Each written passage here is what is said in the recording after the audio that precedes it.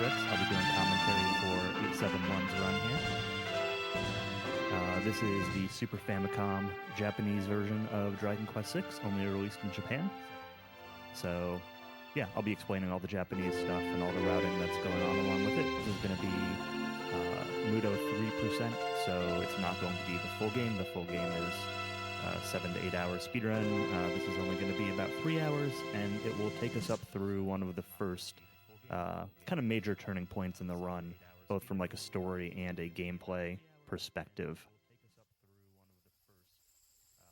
So I'm going to see if 871 is ready, and then we can do a countdown.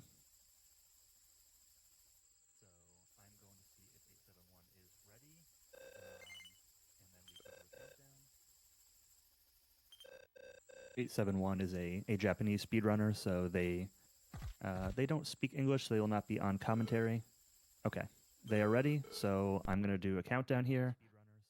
5, 4, 3, 2, 1, go. So this is JRTA timing, so timing starts at console power on. I guess it won't be full JRTA since typically it would go through the end of the credits. I don't know where exactly timing ends on this Mudo 3 chart, probably upon death of Mudo 3. But yeah, so this is Dragon Quest VI. This version, as I mentioned before, was not released in the US. We did get Dragon Quest VI when the DS came out. There's a DS version of that.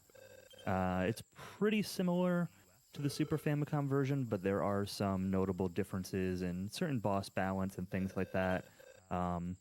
Nobody really runs the DS version from a speedrun standpoint. I think there are 2 or 3 people who have done runs in the past. Purple Mario 920 and High Spirits, and it uses like RNG manip and those sorts of things. But there'll be no manipulation in this Super Famicom run. This is a pretty popular run in Japan. It is a little bit long. A couple Western runners, including myself, have done runs of this version also. It's long, it's RNG heavy, but it's a really fun run. The game itself is a little bit of a, I'd say a controversial entry to some extent. In the DQ series, a lot of people either love it or hate it. I wasn't honestly a big fan of this game until I started speedrunning it, and I started liking it a lot more. The speedrun's really fun. It's got some really good music. It's got some great boss fights. Yeah, we're starting off here with like a little intro scene. You don't really have control over your characters at this point. It's kind of just a little story introduction. You see these few heroes here, the hero Hassan and Malayu, and they are getting ready to attack Mudo's castle. And spoiler, but they're not going to be defeating Mudo 2 minutes into this run. So we'll see what happens here, though. But there's a little bit of a story introduction, some great music, some great cinematics. It's a really like well-produced game. The Dragon Quest series is super popular in Japan, so they tend to be really well done.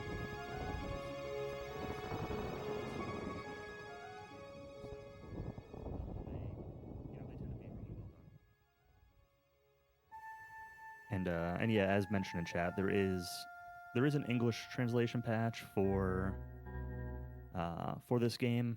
Actually, I think there are 2 different English patches for this game, but one of them is unfinished, and the other one is okay, but has some noteworthy bugs in it, a couple of soft locks and things like that if you do wrong menu inputs, and it's not the best translation patch, but it is playable. Just, if you play that patch, save often.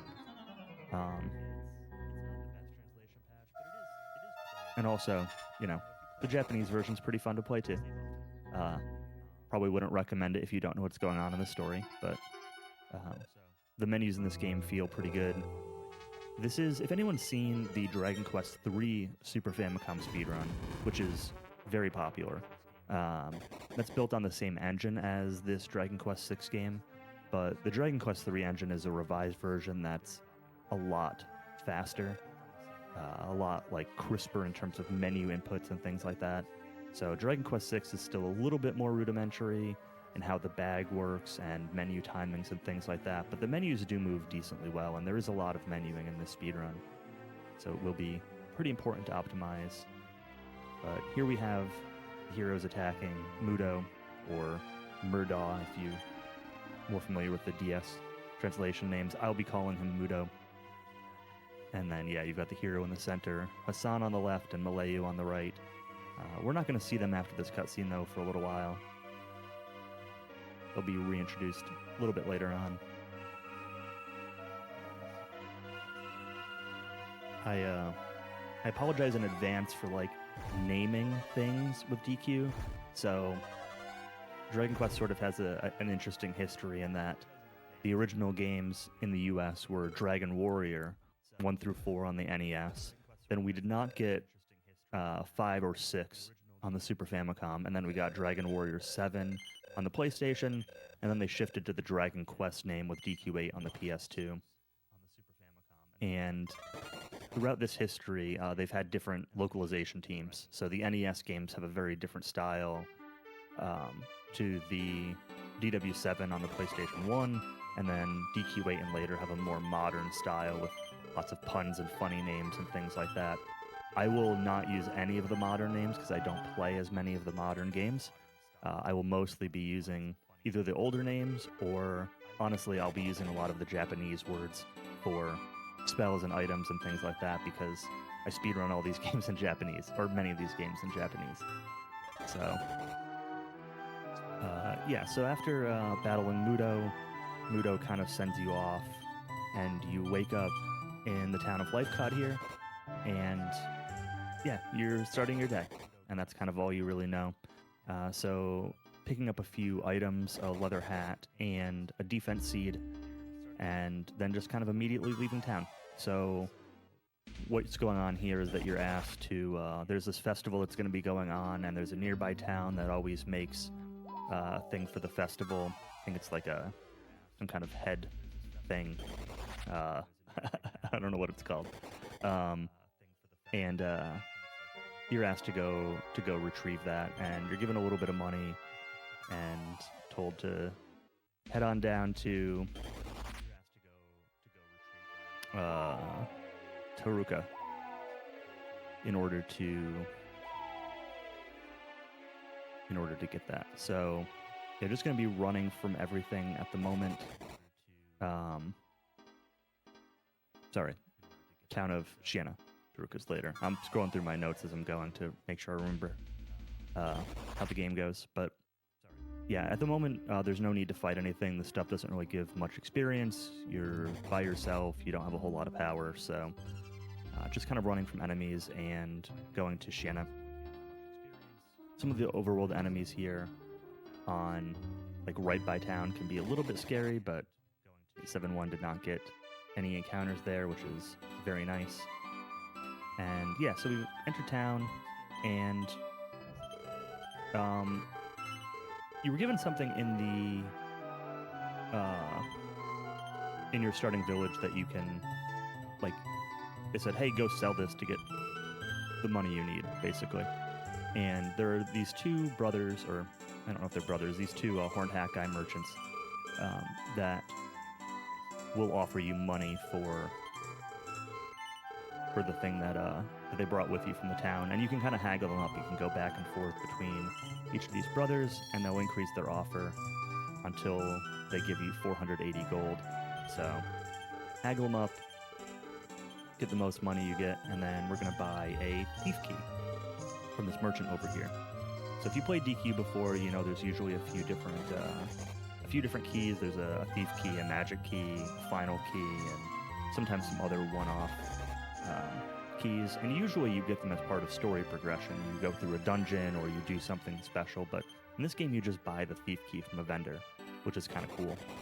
And that's going to allow them to get some items down here. They got a Chimera Wing and 250 gold from this basement. They also picked up a Scale Shield, an Agility Seed, and a Medical Herb earlier, and they'll be doing a little bit of shopping here. kind of just selling off extra equipment they don't need anymore, and also just selling back that thief key that they just bought. So you can buy the thief key, you can rob the basement of the bank, and then you can sell the thief key back for 3/4 of what you paid for it. You buy it for $470 and you sell it back for $352. Make a little bit of a profit off of it. And then buy some Chimera Wings. Chimera Wings allow you to return to a town that you've been to before, so they're very useful in a speedrun for traveling quickly. And then also buying some scale armor. So equipping the scale armor and the scale shield for some pretty good defense. Again, we're not going to be fighting stuff at the moment, so just kind of want some defense in order to not need to heal while running away from enemies.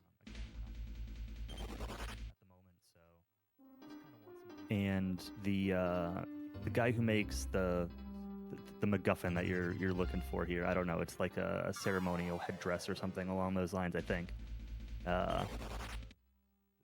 The guy who makes that is lost, so not in the town right now. So you got to come over here and rescue him. And he's hanging from this ledge around this big hole in the ground. Irte. And so you kind of help him up, and in the meantime, you save him, but you fall through this hole. This inexplicable hole that's just in the world. And you fall down here, and now you're kind of this ghost-looking sprite, but, you know, you can still move around and pick up items. There's a life seed in that pot there. A couple other things in this town to pick up. Wooden hats and gold. Wooden hats, just a little bit more defense. Level 4 on the life seed. So the life seeds can give you between 4 and 6 maximum HP. So it's a low roll, but it doesn't really matter too much. And we're gonna go into this house here, and this dog knows that something's up. He's barking, but the people here, they like, there's no one there, silly.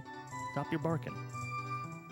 And the dog just calms down, and you peace out. So that's a little plot trigger, which would be relevant a little more later.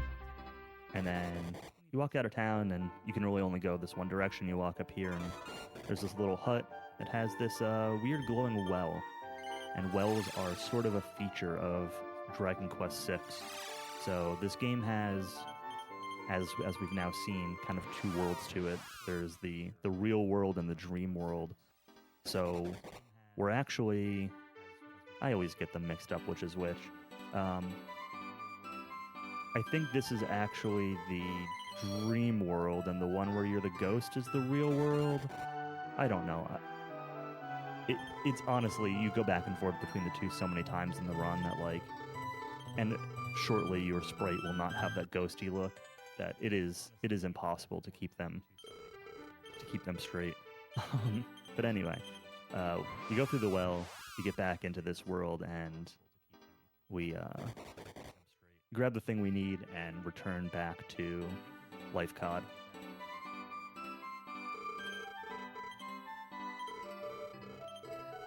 I didn't see... wasn't paying super close attention. Usually, I'm assuming that they did. There's a guy that you can talk to in that town before you leave and come back to Life Cod, that you can buy. It's not like a merchant, but this guy, NPC you can talk to, that gives you a deal of 6 herbs and 1 holy water for 50 gold.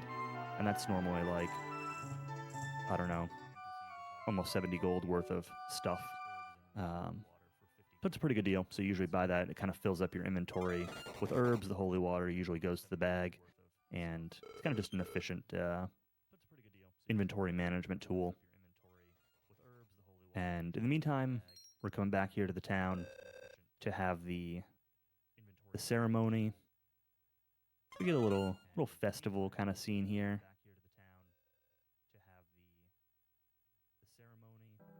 And you can see Tanya. Tanya's the one who was like taking care of us, I guess, when we woke up here. Kind of like a sister to the main hero, but not like actually his sister, I don't think. There's also some, I don't know. It's a mix of like sister or girlfriend overtones. Like it's kind of got one of those questions going on. But yeah, anyway, she is dressing up for performing this ceremony, and I don't really remember what the ceremony is actually supposed to be for. If it's like a harvest kind of thing, or I don't know. I don't really remember. It's been a long time since I played this game in English, so some of the details I'm a little fuzzy on.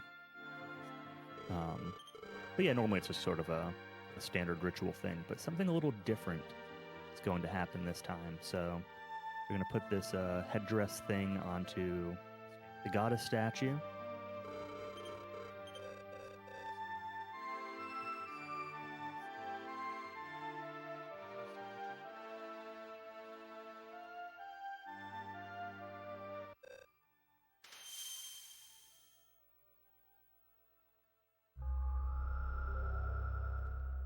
And then the goddess Rubis shows up. I don't actually know if her name is Rubis here. But yeah, she talks about how bad stuff is happening in the world. And yeah, that's not normally part of the festival. And it seems like only Tanya and the hero are kind of aware of this going on. But it kind of throws a little bit of confusion.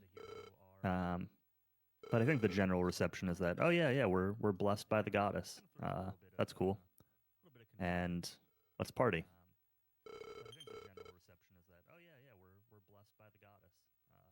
So everyone kind of filters out of the church here, and there'll be a little bit of a party going on, some fireworks.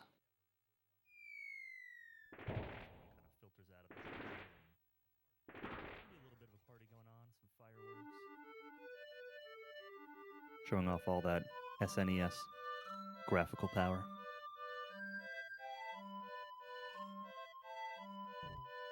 A couple little story triggers here. Tanya's talking to this guy Lando over here, who's he's interested in her, but she doesn't really return the feelings, and we're gonna snoop on that a little bit.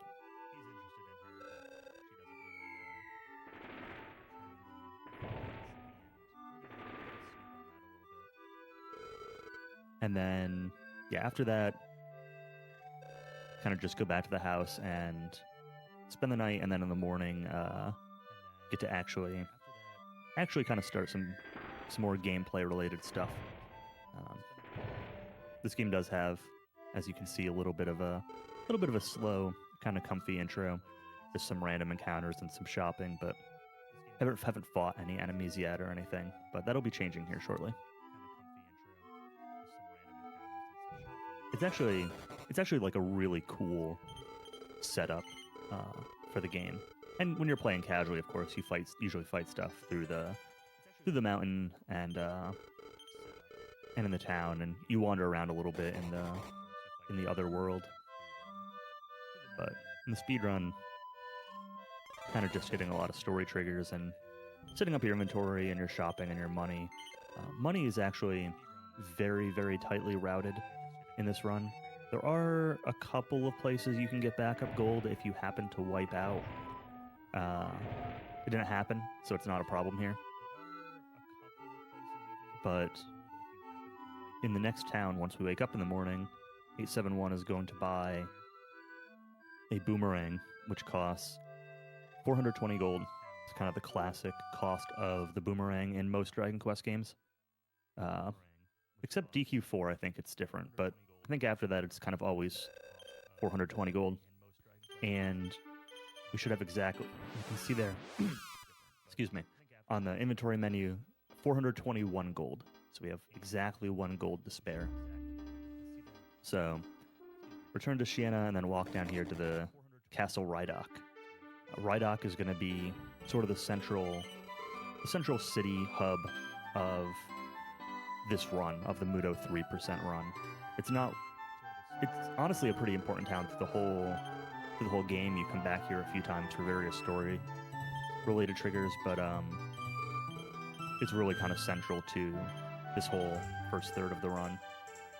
So here's the boomerang purchase. So the deal here is that you go up to the castle and you say that you want to join their army, the guards, whatever they're called. And they're like, all right, we're going to hold this competition thing, and when the bell chimes, there's the bell. When the bell chimes, come to the castle. So you go into the church, you talk to Hassan. So we saw Hassan from the intro. That's the character that was in the very beginning. And you just kind of say hi to him, and he's also going to be part of this group that's interested in becoming one of the guards, one of the soldiers. And they are sending you out to perform this trial. There's a tower nearby, a tower of ordeals, and there's a thing at the top, and they're like, yeah, it's a competition. Whoever's the first one to kind of get there and get the thing can join. So at this point, 871 is going to want to take some fights. I think they want to go to level 3 usually. Definitely level 2. I think usually you want to go to level 3 outside here. So going to be taking some fights with his boomerang. The boomerang is nice in that it hits all enemies. You don't need to target it or anything. And you'll see they're walking in a pretty specific way. I'll talk a little bit now about how encounters work in this game. I guess they're only going for level 2. So this game uses a depletion system. So whenever you change areas, so for example, entering a tower, taking a staircase, leaving a battle, any of these things, the game will generate a random number, and that is your depletion value. And every time you take a step, it will remove from that value, and when it gets to 0, you get an encounter. So there's going to be some techniques throughout the run, like using staircases, even if you don't need the staircase, in order to reset that depletion value. Looks like 871 is forcing an encounter here before they pick up this chest. I think the chest is Chimera Wing, but they probably want to use an herb to free up an inventory space before they pick up this Chimera Wing. As I mentioned before, here we go. Using an herb, picking up the wing. The inventory is pretty specifically routed, and their inventory was full, so they needed to free up a spot, and they wanted to get value out of that herb. And now there's the first boss here. This first boss is the Tower Guard, so I'll get back to the encounter stuff after this fight. The Tower Guard is pretty simple. He's got an attack, and he's got a 1/3 chance of building up power. So every enemy in this game has 6 action slots they can take, and there's a couple different AI patterns. In some cases, they might have an even chance of doing each action. In some cases, it might be weighted. This guy's just got an equal chance of all 6. So he's got 2 slots of building up power and 2 of attacking. And building up power, he can do it twice in a row, which is actually really nice because it doesn't stack. And there's just pretty strict heal lines. So if he's just doing regular attacks, you need to heal if you are at 18 or less, because he can do 9 maximum damage. So if you're at 18, you can be killed in 2 hits. That's the deal. And if he's building up power, you want to heal if you are at 22 or lower. So you just kind of have to keep track of what pattern he's on and heal appropriately, and it's completely safe. Turn order is not reliable, which is why you have to account for 2 hits. It looks like 871 is using a calculator. It's not on stream, but it's pretty popular in the Dragon Quest VI run for speedrunners to use a calculator for boss HP. Ooh, and they actually,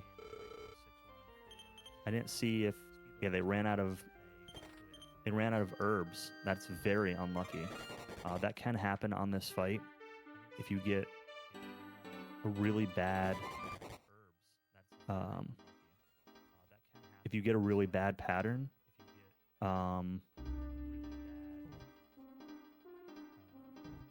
That's really shocking with full inventory. That's very bad luck. So I'm not sure what the backup plan is, if it's going to be to grind some money to buy more herbs. I'm not actually sure the backup is here because it's very rare to die to this boss. So yeah, kind of just if you get unlucky with the amount of damage thresholds that that the boss does to you. Again, you have very strict healing lines, right? So if you are at that number, you must heal. And if you get high rolls and like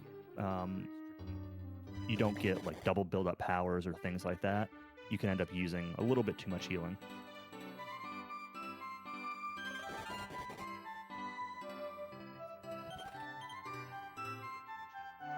Some clothes to sell. Looks like they've got a plan for backup money.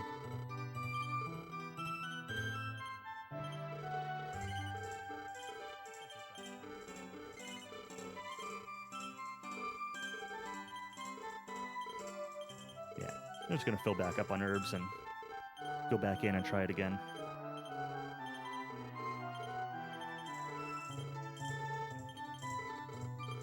There have been a couple times where I've only done one full run of this game personally, but I did a lot of practice leading up to that, and there were definitely times in this fight where I was scared because herb count got marginal at the end. But I don't know that I've ever seen somebody run out of herbs completely and die to that fight. I'm sure it happens, but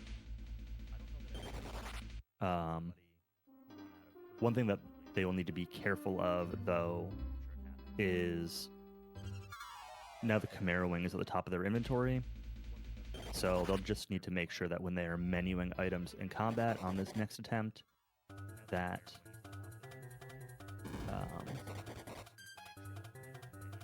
that they don't accidentally use the Chimera Wing in combat. And part of me thinks that part of the issue on that fight might have been they might have taken the fight at level 2. I didn't see if they got level 3. I think they got level 3 on that fight that they just took, but I'm kind of like trying to pay attention to the game and in my notes to make sure that I'm explaining everything correctly. And so it's possible that they just were a little bit short on XP, and maybe that's why. Maybe they were doing a little less damage than they expected. I don't know. Doesn't matter. We are back in the fight already. Not a huge time loss.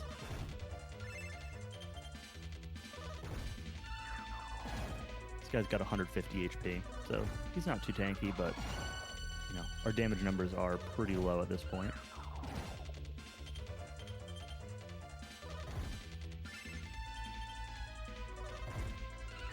Not building up power at all, which is not really a good thing.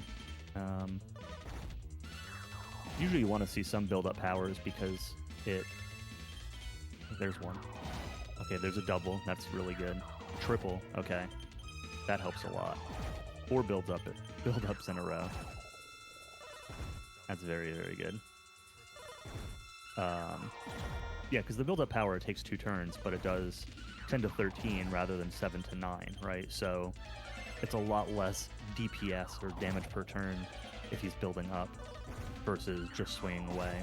And again, when he can use build-up power 2 or 3 times in a row, those are just wasted turns. So that helps a lot. So, much better that time. It was looking a little sketchy at first because did not want to build up at all for a while.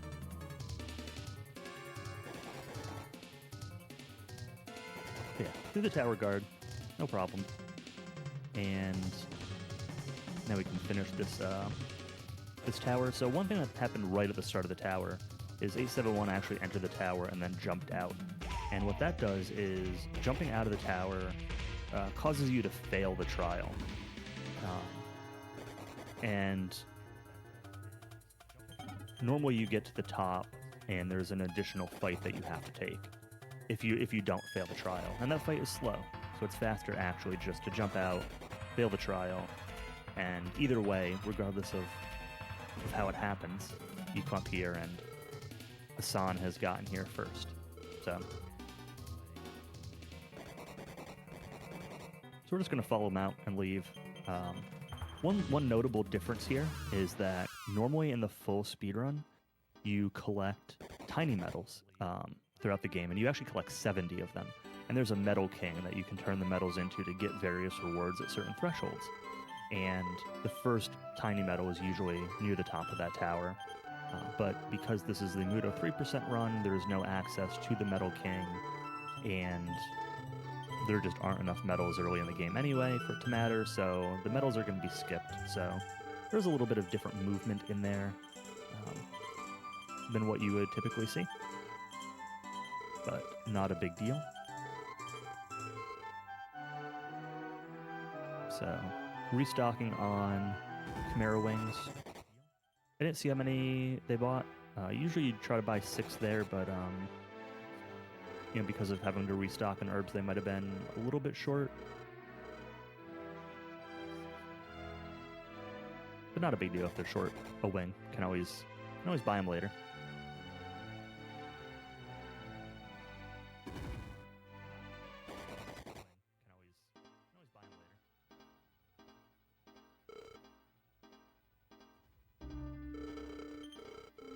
Alright, so we're going to leave town now. And I don't really remember the order story-wise here. At some point, I don't know if it was that scene there or if it's after the next time you go back to town. But basically, they tell you that you're both in the guards because you both are strong or whatever. It might not be until after this next scene though. So what they're doing now is there was a guy in the center of the courtyard there in the castle that has like a wagon, and he's looking for a horse to pull the wagon. And Hassan wants to be a horse catcher. Joking a little bit, but he says, "Let's go. Let's go capture this horse." There's rumors of this horse Falchion. That's just a really athletic horse. I don't know what a good word for horses is. So let's go catch it. So this is Falchion, or in the modern DS version, also known as Peggy Sue. God, I hate that name. So you kind of chase it around, and it just runs away, and do a little pincer attack on it, and you manage to wrangle the horse, and we're going to bring that back to Rydok. So now that Hassan is in the party, you're going to be taking some more fights. You want to get Hassan a little bit of XP. You want to kind of get him up to level 4. So kind of just take some fights as you go. And in that first fight, 871 put Hassan onto tactics. So tactics are sort of an interesting thing in the DQ series. So you can obviously opt to manually control every action a character does. But starting with Dragon Warrior 4, they introduced tactics. And throughout the series, it kind of depends on... Some games will let you set tactics per individual party member. Some are just party-wide tactic settings. But the Fight Wisely tactic here in DQ6 is very strong. The AI has a lot of knowledge about monster stats and weaknesses and resistances, and so Fight Wisely is an incredibly good tactic that will be used kind of throughout the run. It is a party-wide tactic in this game, but the hero in all the tactics, all the games with tactics is always manual control. You can't use tactics on the hero, but yeah, Fight Wisely in this game is kind of overpowered, so that's the tactic that will see the most use. There's also offensive, defensive, use no magic, things like that.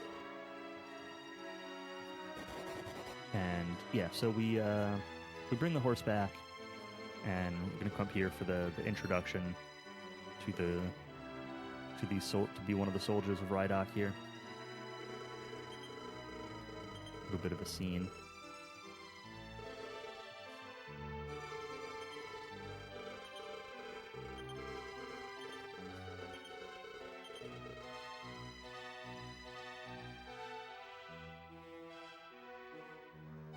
And then the royal bedroom happens to be in the same room as the throne room, so we're gonna loot this silver barrette from the chest, the dresser next to the queen's bed. Don't worry about it too much. Classic RPG. Sticky fingers.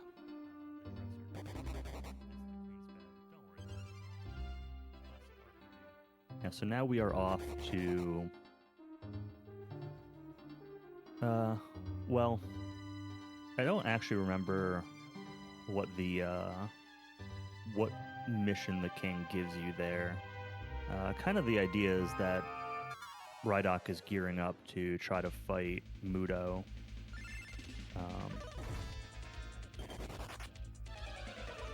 But there's some shenanigans going on, which we'll see a little bit later.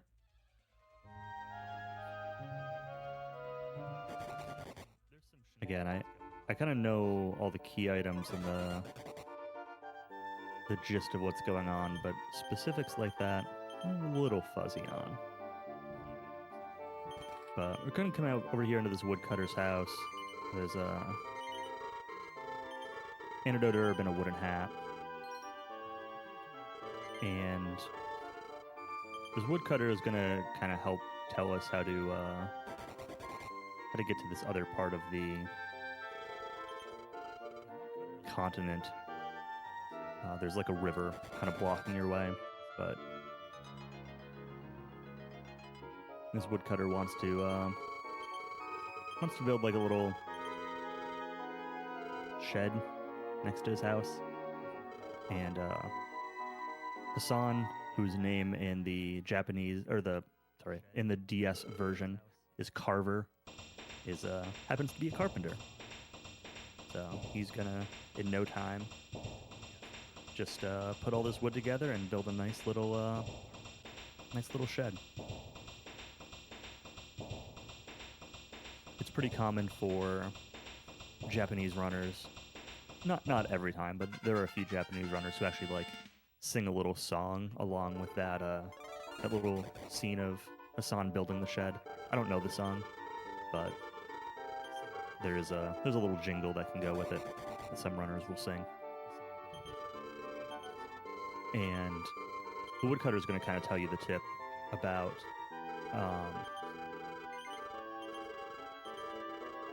getting across the river.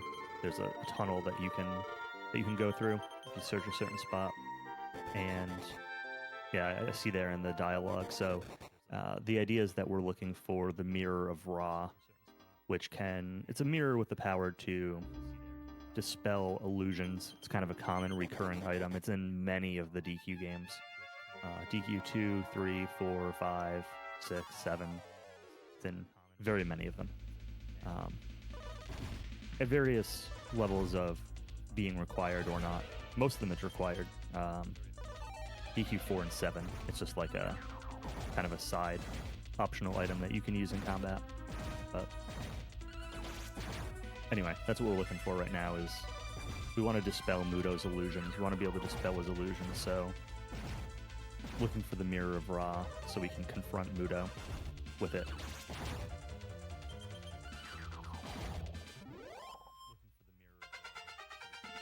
Alright, so Hassan's level 4. That's kind of the goal of this section, so A71 probably won't be taking any more fights. Unless they think they need money, in which case maybe they'll take another one. But I'm going to pick up a bronze shield here. Some of the encounters in this tunnel can be a little scary. These babbles can poison you, which can kind of drain your resources. Some enemies can do pretty good damage in here. So failing to run is actually a little bit scary, so might choose to take some extra fights in certain cases anyway.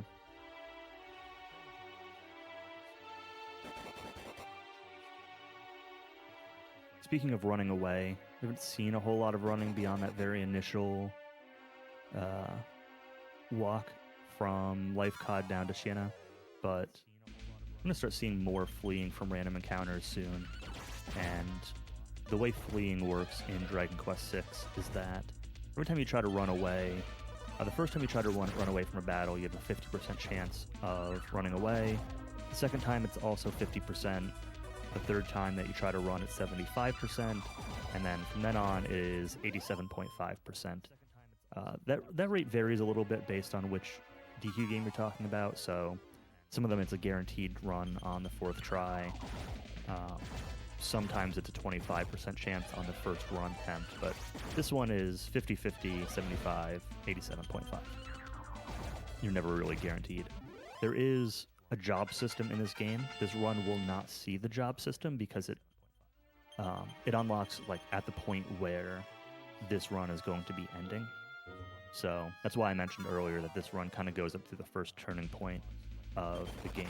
So, but if you have the ranger job, you can get additional chances to run away. But we won't be seeing that. None of the speedruns do get the ranger class, but it can be something that you might play with casually.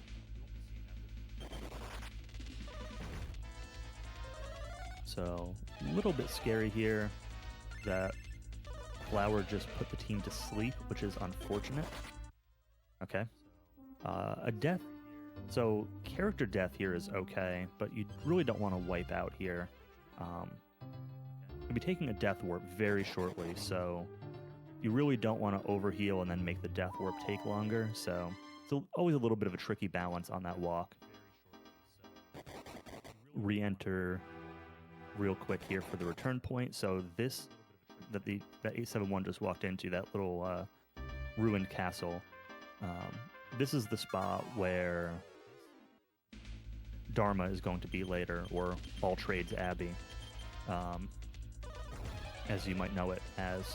But it's not in this world, it's actually going to be in the hole that we just fell through. So as you complete certain story progress in this game, those holes get filled back in, and the hole that he just fell through will be, that's where Dharma will end up, is in the dream world version of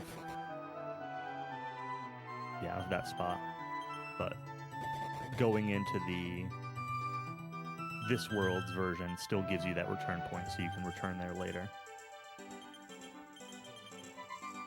Alright, so fell through the world, took a quick death warp. So because you're in this lower world, when you die in Dragon Quest, you lose half your gold, and normally it brings you back to wherever you last saved. But because you changed worlds, the game won't warp you back to the previous world. So the default death warp point here is this town, which you can just walk to the town, but it's a little bit faster to do the death warp. But if you were doing a bunch of healing and you had high HP and you weren't poisoned and stuff, you would just walk here instead. And yeah, so this is the town of San Marino. There's some story stuff going on here. So there's this whole drama with Sandy here, the maid, and Joseph. Those were the two at the dock. And yeah, so there's Sandy, and then there's Amanda here, and they're caring for this dog. I forget the dog's name in the Japanese version. We'll probably see it in a minute. It's Mr. Barkington in the DS version. But Amanda comes in to feed the dog, but Sandy had put some stuff in the dog food that's not so good for it. And yeah, it's just like a little bit of drama going on here. But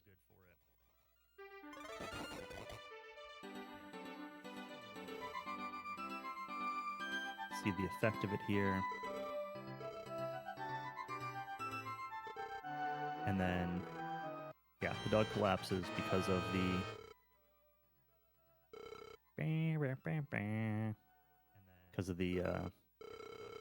poison in the food. I don't really remember why. I think it's like I don't know, probably some romantic love triangle thing going on. I don't really remember what the rationale behind all this is, but I do think the dog ends up okay. I think it just kind of gets sick. Yeah, here the dog is. Dog's back, walking around. Just kind of got sick a little bit. So dog is not dead, but it is very sad. We do not like to see. We do not condone animal abuse.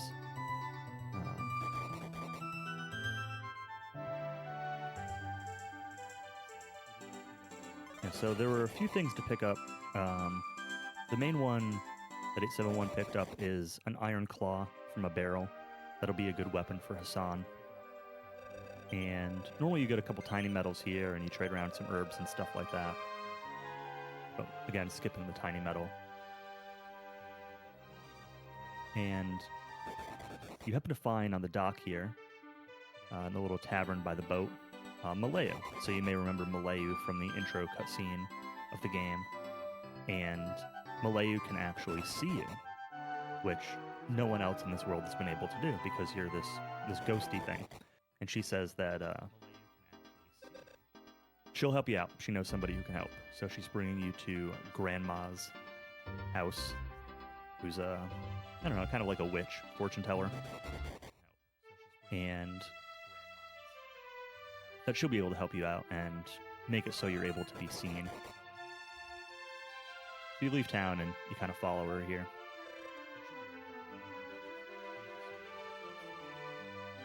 And that's Grandma's.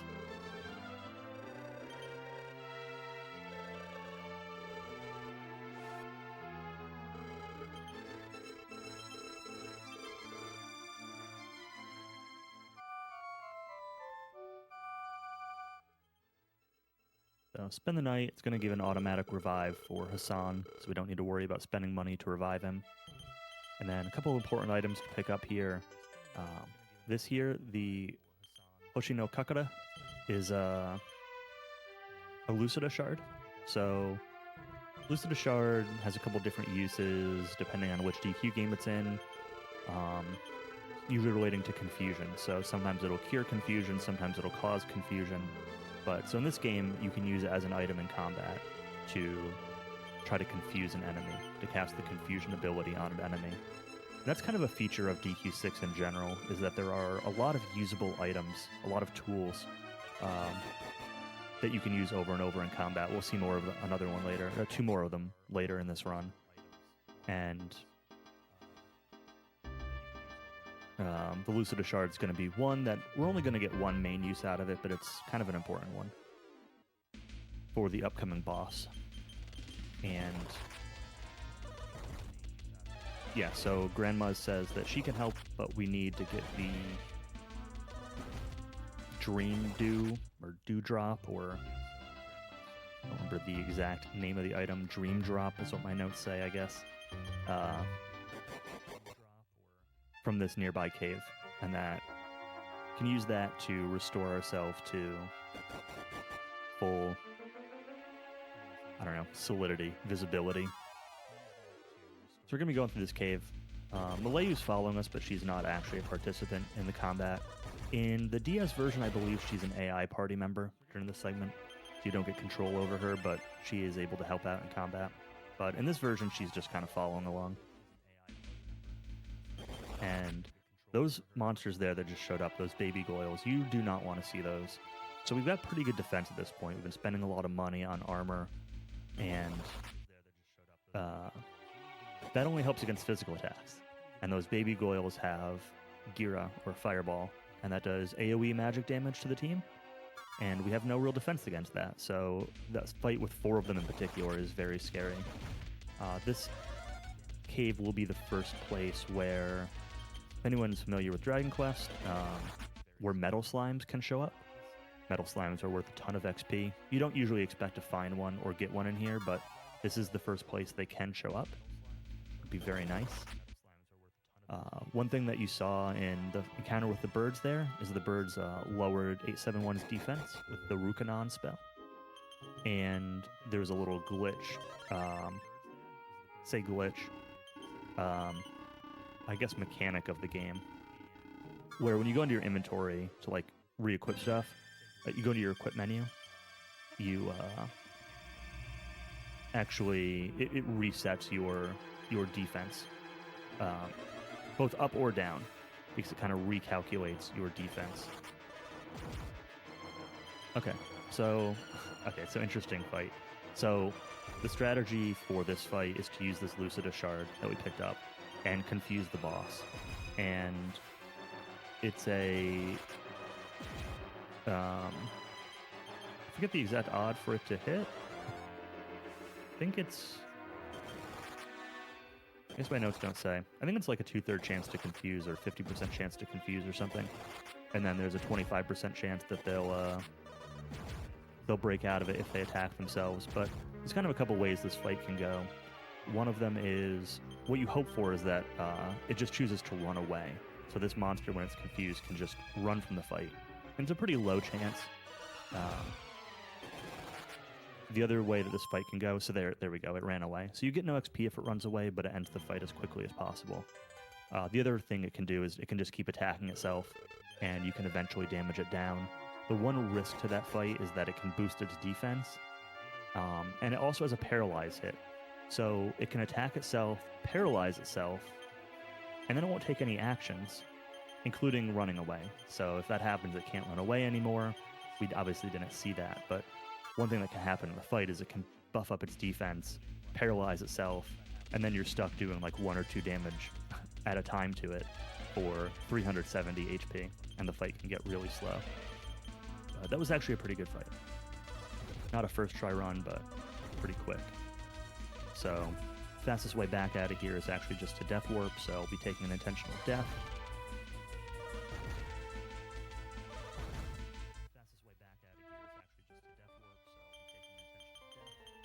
And returning back to, using Chimera Wing to return back to Grandma's house here, and giving her the Dream Drop. Also picked up a fur mantle in that, after the boss fight, that chest that they checked. Just another piece of equipment that you can use or so. All right, so now with this Dream Drop, Grandma's is going to sprinkle this dew on you, and we're going to get all flashy, and now we are no longer ghosts. So people can now see us and interact with us, besides just Malayu, and all the monsters that can somehow still see us and interact with us. You'd think that being, ghosty people would be able to just sneak by Bloody Paw there. That was the boss that we just fought. And, sneak away with the Dream Drop, but monsters can still see us.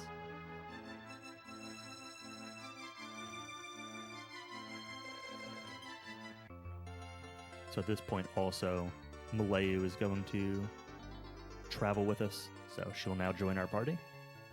So now we have the full party that we saw at the very beginning, the intro cutscene of the run.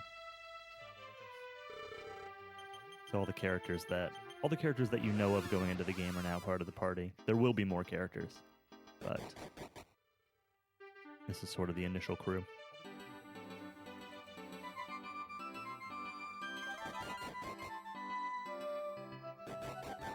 I'm gonna go back here into talk to Joseph back in the mayor's town.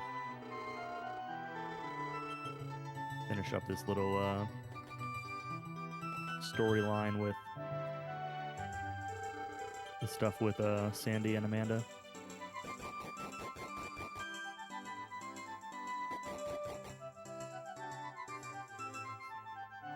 What we're looking to do here is we're trying to get back to Rydok. So we're going to take a boat, kind of not really near Rydok anymore. We crossed over the river, we fell to the world. So we're trying to get back there.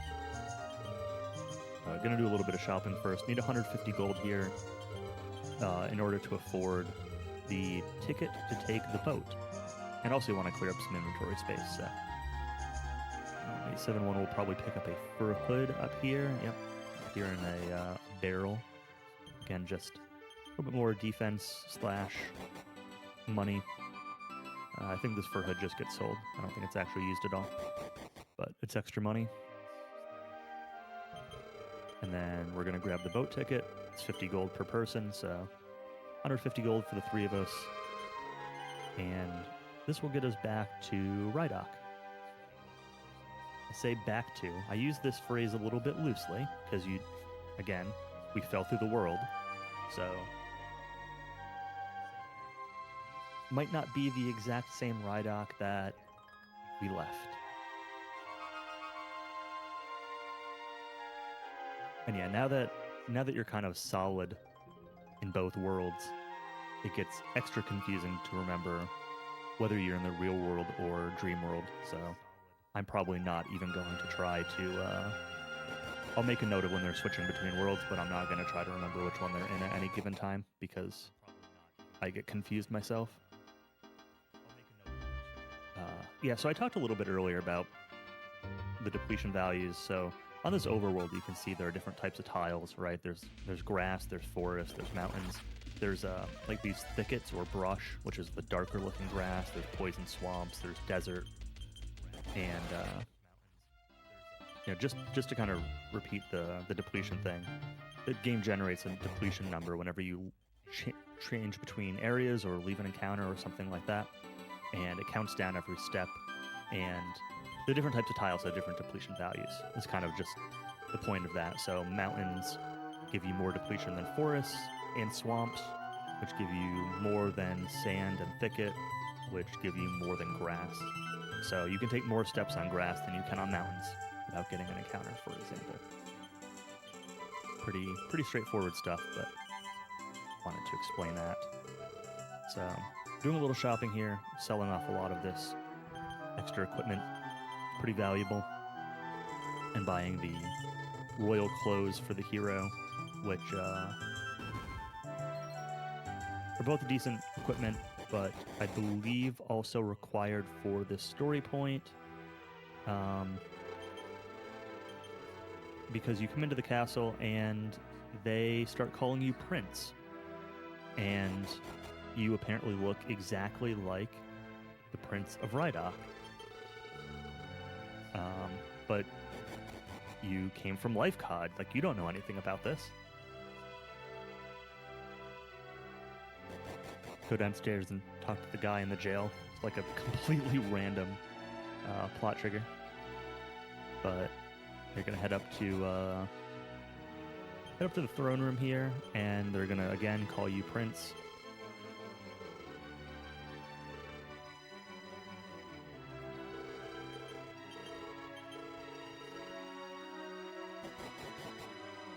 I'm just going to kind of play along with it for now.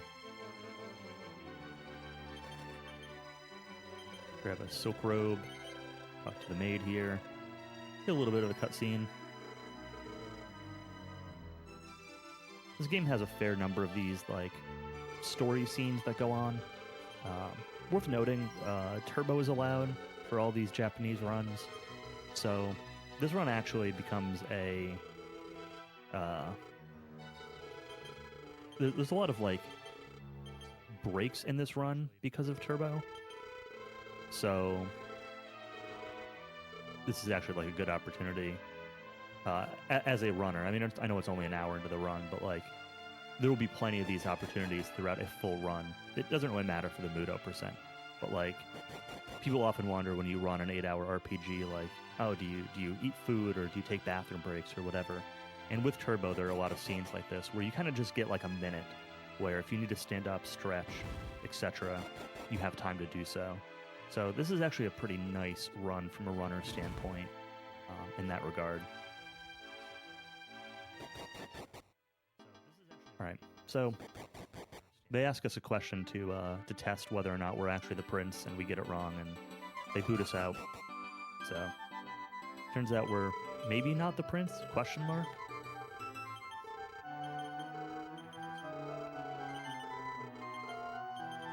Doing a little more shopping here. Selling that silk robe we just picked up and the rest of Malaya's equipment. We're going to buy another thief key. So remember, at the beginning of the run we bought a thief key and then sold it right back. Well, we need a thief key again, so we're buying another one.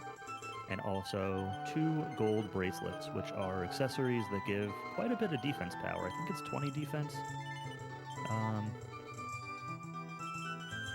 And those get used for the entire run. Maybe those 15, not 20. Those will get used for even in like a full game run. Those golden bracelets get used all the way to the final boss. also pick up a poison knife.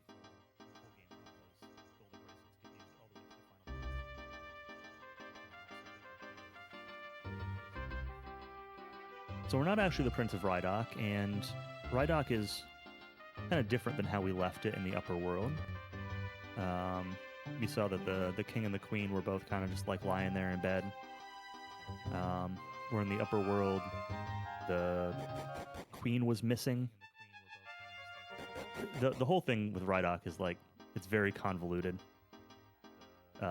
So I'm going to be a little fuzzy on explaining some of it, but anyway, Rydok's pretty different. So you know something weird's going on with the two different worlds.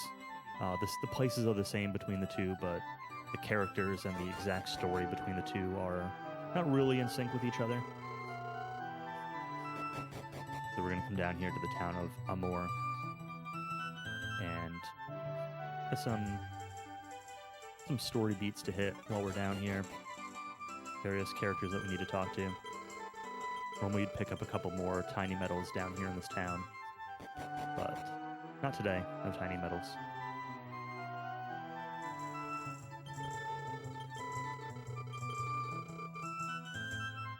I don't really entirely remember what this version of the town's shtick is. Again, the whole like real world, dream world thing gets a little hard to keep track of. But we're gonna talk to Gina down here and spend the night. And we're gonna wake up. And she's gone, but there's this dude here. We're just going to ignore. And when we leave, you notice that there is this waterfall that is now red. And it's turning the whole town's water red. And we're going to do something about that. So this is now back in the dream world. Again, it's confusing because the world where we were ghosty people before was actually the real world, and we were solid in the dream world. This is the dream world. And if you need a reminder, it's water doesn't typically do that in the real world. We're going to go up into the cave nearby and check it out. And there's going to be some stuff to pick up in here. And then this is also going to be the first and really only grind segment of this run. I need a little bit of XP. So, first picked up a life seed, rolled a 5. Average roll there. Yeah, you don't want to fight anything right away, typically. Actually, it looks like 871 is going to take a fight. Typically, you wait, you pick up a blade boomerang in this cave. And usually, you kind of wait for that blade boomerang to fight stuff, but because it's the Slime Knights and they can be confused with a Lucida Shard, I'm just going to use that to help speed this fight up a little bit. The AI is pretty good about attacking non-confused enemies, prioritizing non-confused enemies, so confusion's actually like a pretty strong mechanic. You're not super likely to just hit them and break them out of it. It becomes not as good when once you've got the boomerang. But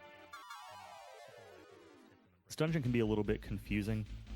So on the next floor,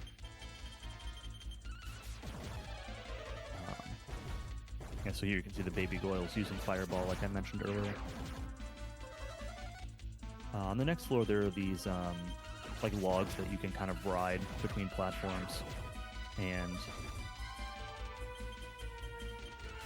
you kind of like see chests in across the islands, and you don't necessarily know how to get there when you're playing casually. Obviously, it's a speedrunner. 871 knows exactly where they're going. But yeah, these logs here, you kind of have to just hop on the log and you hope it takes you where you want. So, Yaiba boomerang, blade boomerang, some extra money. And then we're going to go back upstairs and start grinding. And what A71 is really going to hope for here is a metal slime. So I mentioned that they can show up in the Dream Cave, but if we'd gotten one earlier, it wouldn't have gotten Malayu any XP, so you'd still need to grind some here a little bit. This fight actually has 2 metal slimes. So let's see what happens here. They're both sticking around. So metal slimes are worth a ton of XP, like 1,000 XP, to everybody on the team. But they have a high chance of running away. You can only do 1 damage. You have a high chance of missing. It's like a 50-50 whether you miss or hit with them for 1. And they can have, I don't remember, 5 to 6 HP in this game. Most games it's 3 to 4, but in this game it might be like 4 to 6 or something like that. I don't remember their exact HP numbers. So really hoping to kill one here.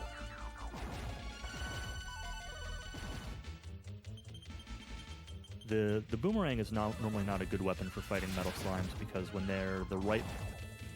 Very nice Kaishin no Ichigeki. Critical hit. Took out that metal slime. That's very good. That is pretty much all the XP that is needed. They could opt to grind a little bit more if they want to. Because when you get a metal slime that early, you actually can be a little bit short on money. Giving a little thumbs up on their camera. Yeah, so you can be a little bit short on money, so they may opt to grind a little bit more for some extra gold, but that is very, very nice for getting the XP you need quickly. Makes you stronger even if you do decide to grind a little bit more. You're more powerful now. So, yeah, so anyway, you don't normally use the boomerang on them because if they're not the leftmost enemy, the boomerang actually won't hurt the metal slime, but 871 did switch. It's got both the boomerang and the bamboo spear, so it was originally starting with the bamboo spear to try to just target the metal slime, but had to switch to the boomerang because they were starting to take a lot of damage, so they wanted to clear out the slime knights. And it all worked out, so it looks like they're not taking any more fights, and they're just going to move on to the boss, which is the Horror Beast. So, the Horror Beast boss that's coming up here, 380 hit points, and this boss has a fixed rotation. So I mentioned earlier that enemies have 6 action slots and different ways of using those slots. So in this case, they have a 3-turn rotation. The first turn is either a Confusion Dance or a Strong Attack. The second turn is either a Confusion Dance or Bright Lights. And the third attack is either a Strong Attack or a Regular Attack. And one of these attacks, I think it's the Regular Attack, on turn 3.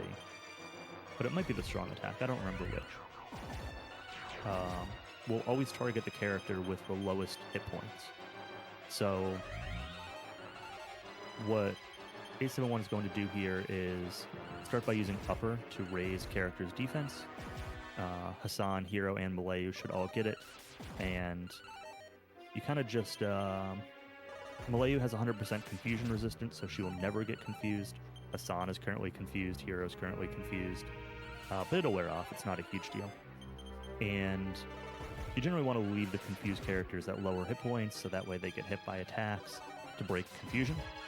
So you're kind of micromanaging a little bit what your HP lines are in order to have certain characters take that focused attack. The boss, as you can see, is not really threatening from a damage perspective at this point with uppers. So upper increases your defense, and how much is kind of based on like your equipment, like it's a percentage kind of increase. But yeah, that fight was nice and quick, very fast. Not really much to speak of. You can see right there, and it's happened a couple times, 871 will do like a little bit of the movement before talking to certain NPCs, and that's usually to reduce the amount of movement that the NPC needs to move. So like this guard is going to follow us now, and he like walks to the back of your party. So if you do that little wiggle, it makes the back of your party be closer to him. So and you move faster than the NPC auto movement. Yeah, so after beating the horror beast here, encounters disappear from this cave, so picked up a magic water, another iron claw, and there will also be an NPC'd on the way out here in this chest.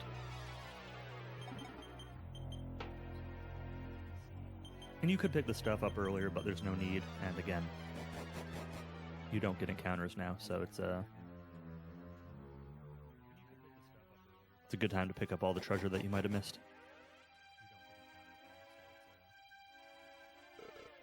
And we can see now that this red water is clearing up.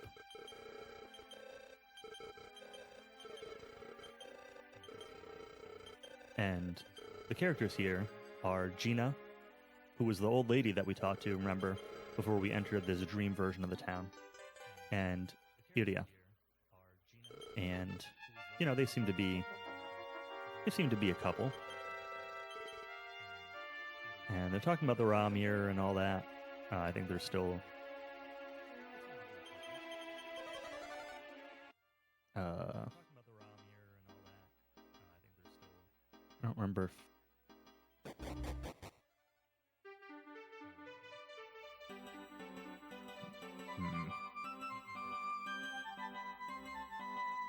yeah. Not really sure. Maybe they're talking about the mirror key. I think so. They might have talking about the mirror key and not the raw mirror. Anyway, regardless, leaving town, Iria gives you an agility ring, which is also another really good accessory that's going to be used the entire run. Kind of swap accessories around based on who needs defense or who needs agility to manage your turn order. Agility gives you a little bit of defense power, but it also affects your turn order in combat. And I didn't see the exact shopping. There's a couple different variants of shopping you can do there, and I wasn't paying close enough attention. Typically, the chart that I learned usually buys 2 iron shields there, one for Hero and one for Hassan. But I've seen people do other variants of that shopping before to buff up one character more than another in some situations.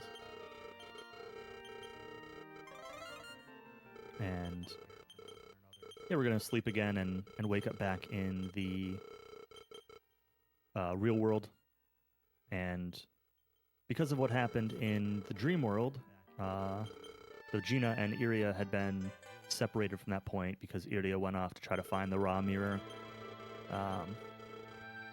And they were never reunited after that. So it's kind of a lost love sort of thing. But because we did the whole dream sequence, they dreamed about each other, realized that they were still alive, and have found each other again after all these years. So the happy ending for the two lovers. And then they give you the mirror key. So Iria had been looking for the Mirror of Ra and was able to at least find the key, but not the mirror itself. So they give you the mirror key so we can continue our search. We're going to come down here and grab some half-plate armor for Malayu. And we're going to put her on front and yeah, little boss fight here with the 3 poison zombies. These have 350 HP each. So for a reference, that boss that they just fought had 380. And now we have 350 HP zombies to fight. So it's a pretty straightforward fight. The general plan is going to be to cast Upper on everybody once. And the hero is going to be using the Sap spell to lower the defense of the zombies. And he's going to do that until he hits one zombie twice with the defense spell. And then once he does that, they'll be attacking the zombies. And then when one of them dies, you might, again, try to lower the defense of another zombie. So they hit the middle one twice, so we're going to go into fight wisely tactics now. They're having Hassan defend, because you can't really contribute a whole lot of damage early on until the buffs and debuffs were all set up. But now that that's set up, Just gonna attack away. So these zombies have a shared rotation, so it's 6 action slots again, but they all kind of share it. So attack, poison breath, strong attack, poison attack, attack, heal is their rotation. And so when there's 3 of them alive, they'll go through that full rotation in 2 turns, and obviously, over time that rotation will get a little slower as zombies get killed out.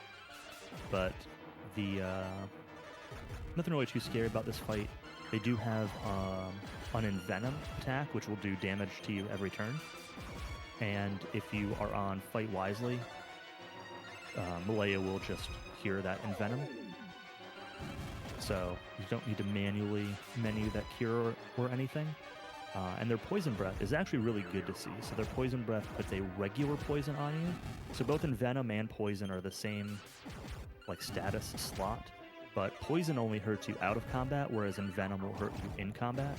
So you actually kind of like to see characters get hit with poison breath, because it means that they can't be hit with envenom to override it. But so far we've seen a couple of envenoms and no one hit with poison breath, which is fine. It's not really a huge deal. 2 of the zombies down.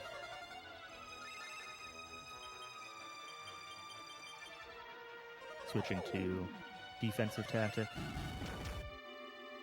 May choose to reorder the party near the end to Hassan, Hero, Malayu. Just a little faster to do it in combat. Yep, there we go. Oh, actually, Hero, Hassan, Malayu. So, slightly different order, but that's fine. Alright, Hero's got the regular. Right there at the end, gets poisoned with the regular poison. It's funny.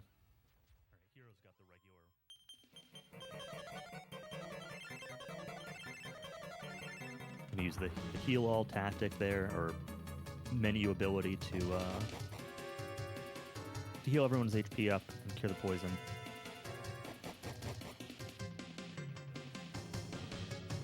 There was a chest to the right of those stairs with 200 gold, but it seems that 871 does not pick that up.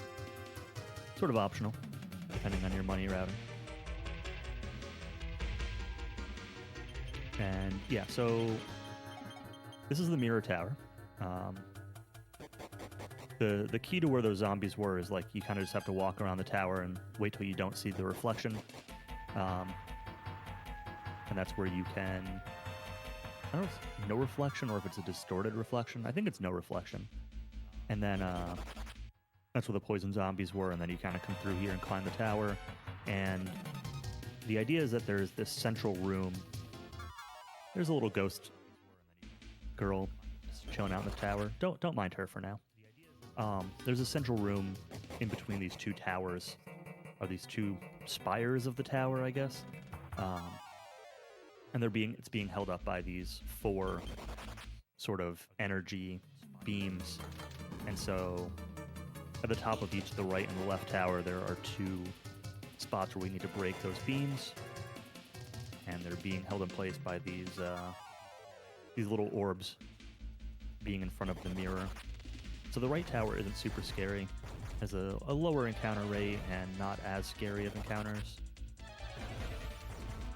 These guys can hurt, so you don't want to run fail too many times. Shadows are actually, they do AoE breath attacks, so they can be, they can do some damage. But so we're gonna break 2 of these orbs here, and then go into the left tower. And the left tower's actually got a higher encounter rate and some scarier enemies.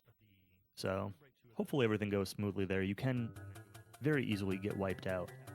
So there will be sometimes using the handy heal all, sometimes doing what 871 is doing now, which is manually menuing heals in order to kind of optimize MP usage. You want to make sure that Malayu keeps some MP to cast outside at the end of this dungeon. And you also just want to make sure you don't run out of MP healing yourself while running through the dungeon. So right side tower complete. I'm going to jump off Thankfully, there's no falling damage in Dragon Quest because that was a really long fall.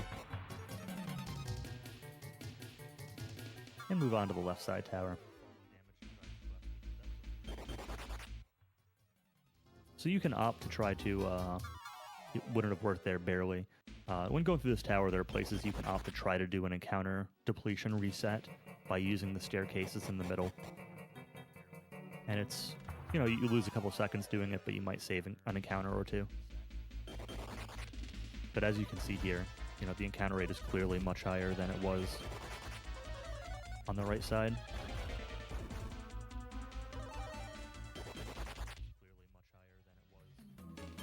But otherwise, the towers are mirror images of each other.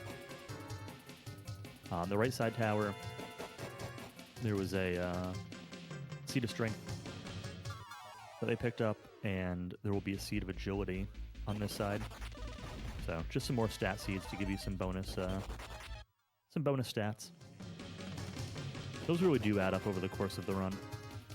You know, getting a couple points of strength might not seem like a huge deal, but you know, you get 3, 4, 5, 10 of those things, and you add them up over an 8-hour run, and you know that's pretty significant. The way that damage tends to work from a strength standpoint in DQ games is that it's typically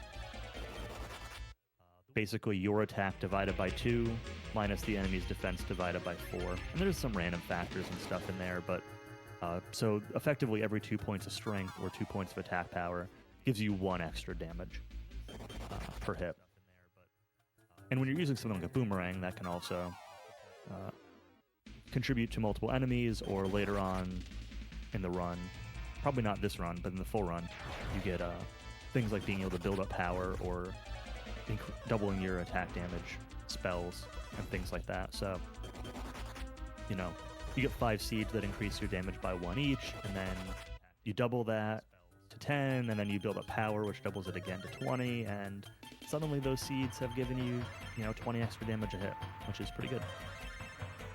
So, little puzzly thing here. You can see the stairs in the mirror, but you need to examine them to reveal them.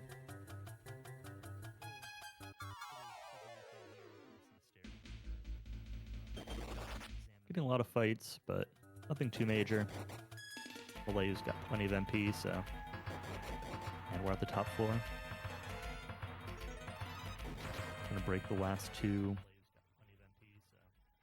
orbs, which will make this center room fall down. And a reminder that we're here looking for the Mirror of Ra. So the Mirror of Ra we want to use to dispel Mudo's illusions. So Mudo's kind of terrorizing Rydok, and he has the power of illusion, and it's thought that the Mirror of Ra is the best way to stop those illusions and allow the Rydok army to take him out. Which is why we joined the army and why we're now looking for the mirror.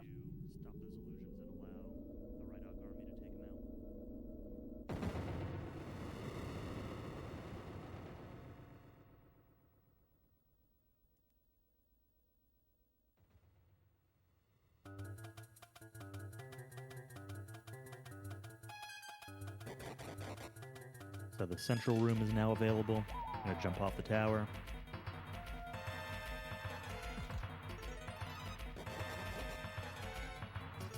We find the ghost girl, Barbara,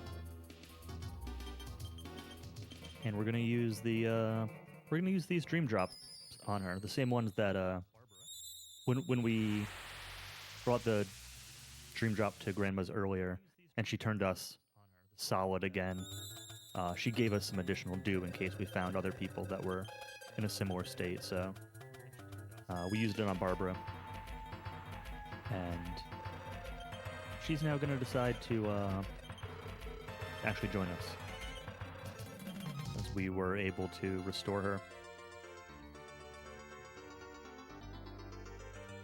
I don't really remember why she's here or what she's exactly looking for besides getting herself restored to normalcy. I think she's probably here thinking that the mirror might fix that, but anyway, Ra no Kagami, Mirror of Ra.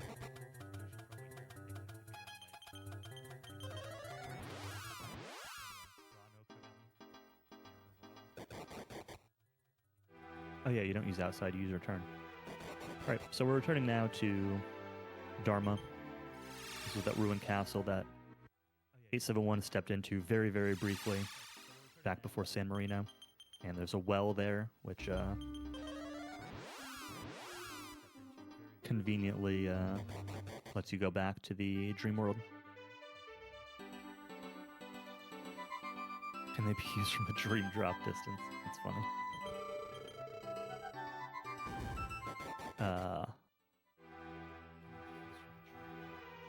Yeah, so we're gonna head back to Dream World Rydok and be like, yo, we found the Mirror of Ra. That's what you, when we became soldiers a while ago, that's what you sent us off to do.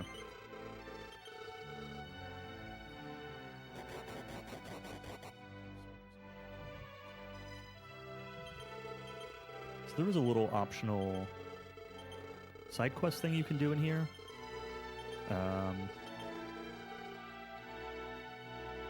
Looks like 871 opted to skip it. It's not really a big deal. Kind of depends on what level you are. If you're under level 9 on Hero, usually you want to do it because there's a little bit of XP for it.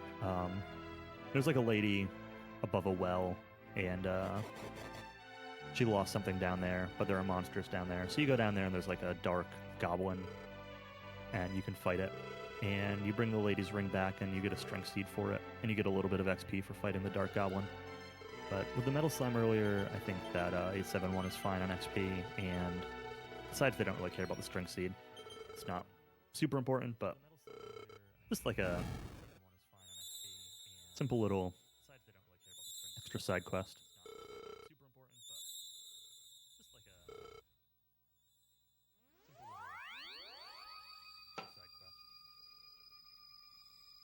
All right, so here we get to see the first use of the Mirror of Ra's power.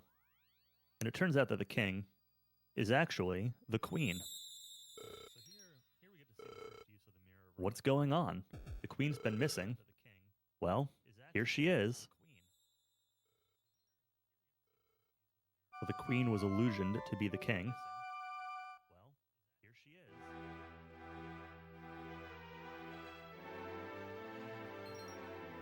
And she collapses when she's returned, and now she's awake and back to normal. And you kind of realize that, like, this is probably the work of Muto, right? Muto being the master of illusions is why we got the Ra mirror to begin with. So we're gonna agree to go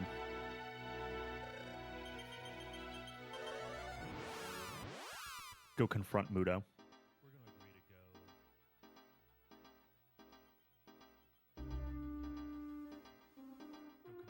So if you need any extra XP, now's the time where you can get a little bit of XP, but again, with the metal slime, it's no problem. Hero's level 9, so kind of the queue you want for here.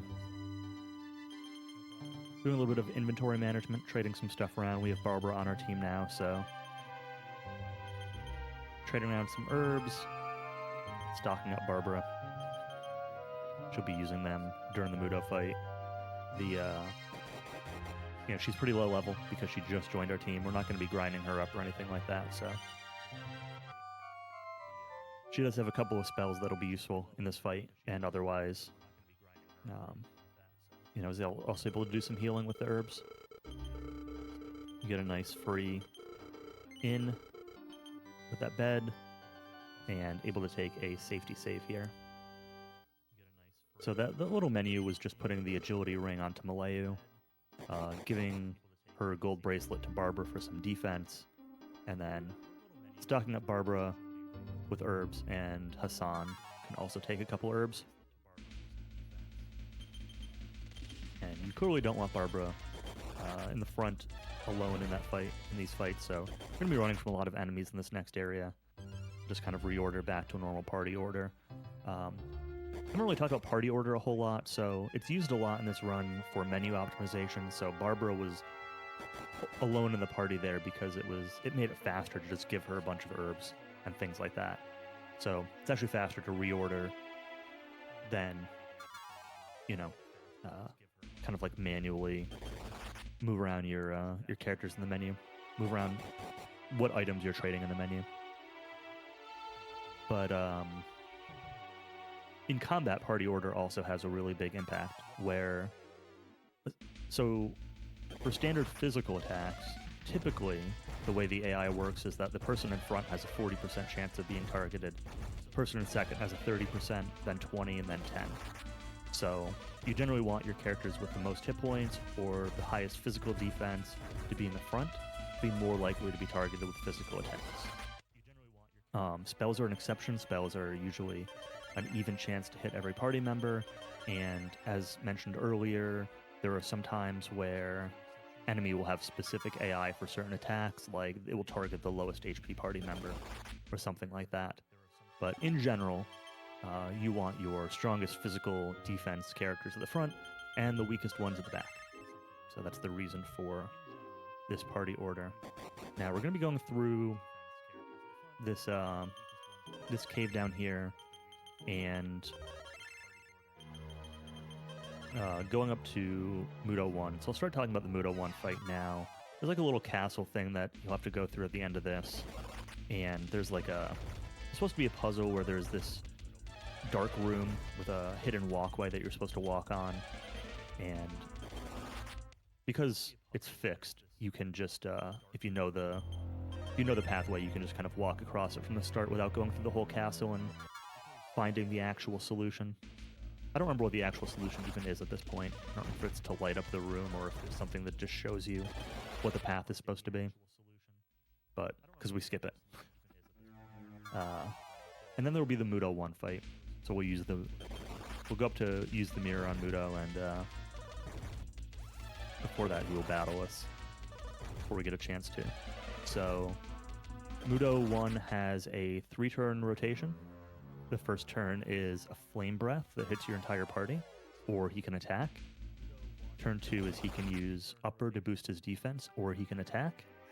And turn 3 is he can use Blazemore, which is a strong single target magic spell, or he can change your party's tactics. You have to watch out for that and change the tactics back if he does that. We want to use manual control for the fight, and the idea is that Malayu's going to do some defense increases with upper. Hero and Barbara are going to try to sap him to lower his defense, and Hassan is going to do some damage. And that's kind of the fight. If he raises his defense, Barbara is going to use sap more.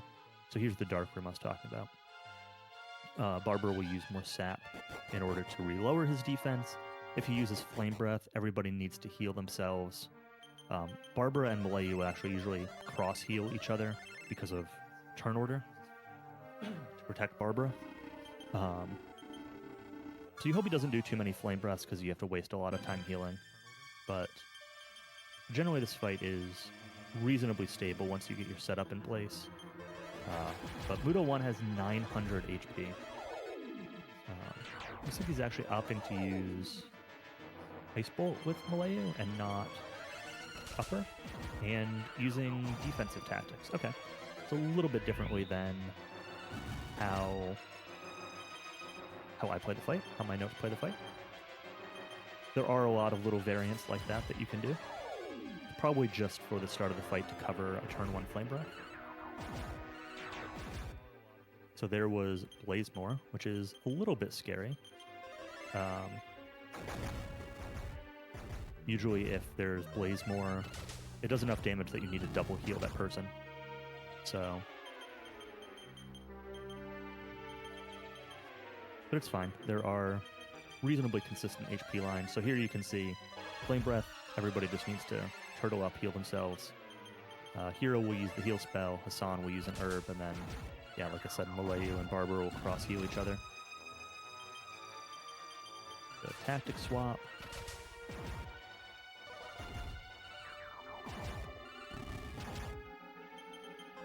Oh yeah, I know to say once set up you can opt to use the defensive tactic, but not for Fire Breath recovery. So 871 just went into that a little bit earlier than I normally do. That's the only difference.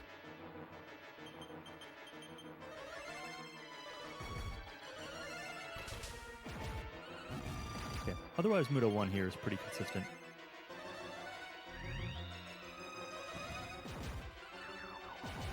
You can see 871's really counting all the damage. This fight is not super important to count damage on. It can be good to know, like, when you're running low on resources. And generally the main advantage to counting damage on these fights is, like, on the final turn, you can choose to kind of go all in and finish the fight rather than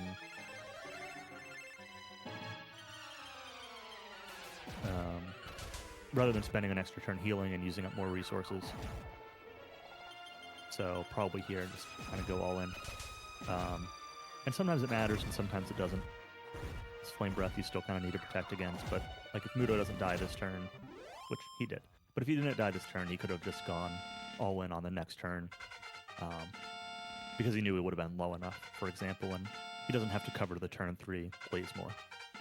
So you can sometimes get a little bit of an edge by counting damage, but it will be more important on other fights.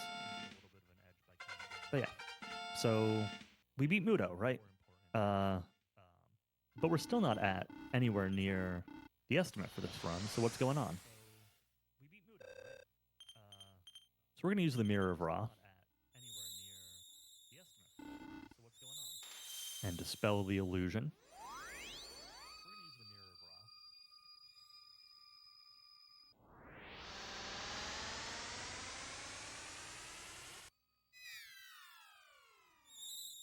And it's the king of Rydok. How did he get here? So the king was actually the queen, and Mudo was actually the king. So, yeah, so Mudo had cast this illusion on the king, and the illusions are so strong that the characters are actually believing that they are who they were turned into. So even though this is the king of Rydok, he's imparted with the desire to cause havoc and terrorize Rydok rather than being kingly. So yeah, nice Mudo 1. This is a solid run so far. Pretty nice Mudo 1 too. Not a ton of Flame Breath, not a ton of Blazemore.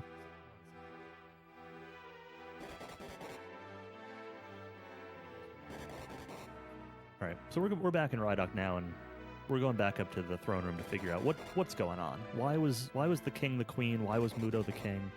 What do we do now?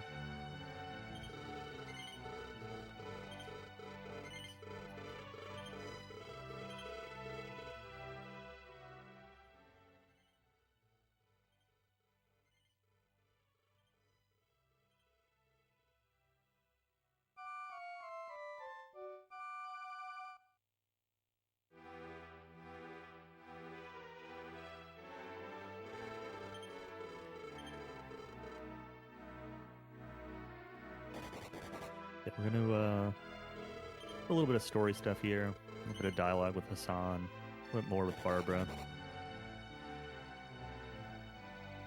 Kind of have to just kind of progress these these dialogues before it lets you leave. Use the holy water to repel some encounters, and we're going to return back to Sienna and drop back down into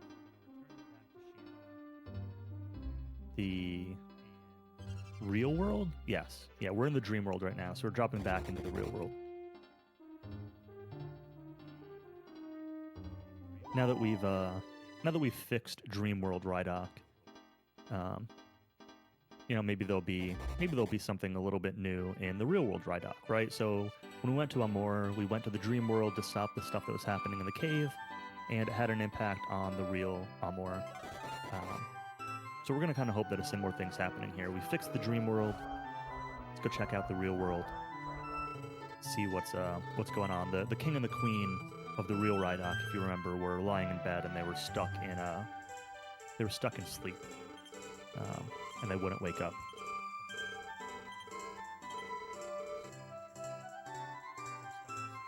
But we're first stopping by here. This guy, his daughter has been kidnapped or something like that, and offers money to go rescue her or something. Or maybe something was stolen. Maybe it wasn't a kidnapping. Was it stuff that was stolen? I don't know. I don't remember. We'll find out shortly. Anyway, he gives you this little quest. We're not going to do that right now, but it's quickest to pick it up right there.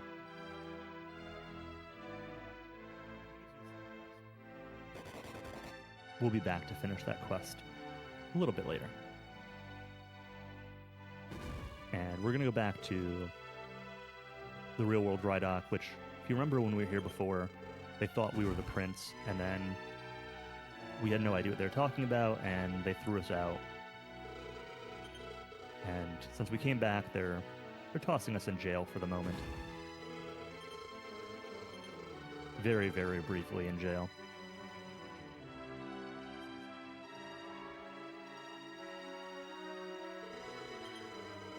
But yeah, that side quest that we started is going to be... The guy's offering a 5,000 gold reward if we complete it, so... A lot of money for this point in the game. It can be skipped. The very, very fastest runs will actually skip that side quest and the armor that you get for it. But it's very scary to do so.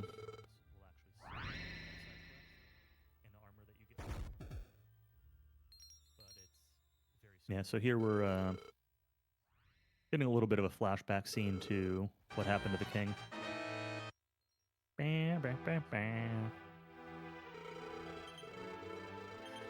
So they were going for Mudo's island and was then afflicted by Mudo's magic.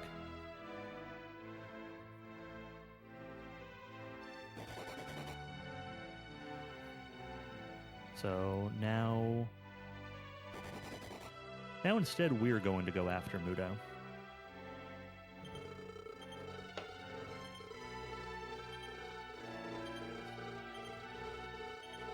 The king's going to give us a little bit more info, and kind of tells us that we should go to the town of Ghent, and they've got a boat that we can use to try to get to Mudo's castle, and they might be able to also help us out a little bit.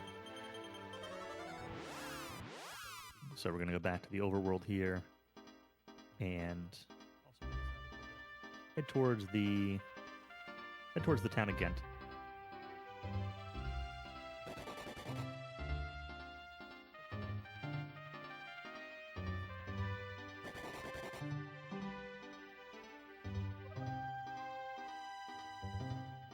Pretty quick walk.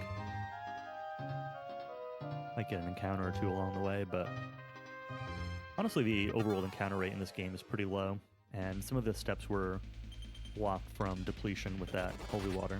But yeah, just this one encounter, I guess.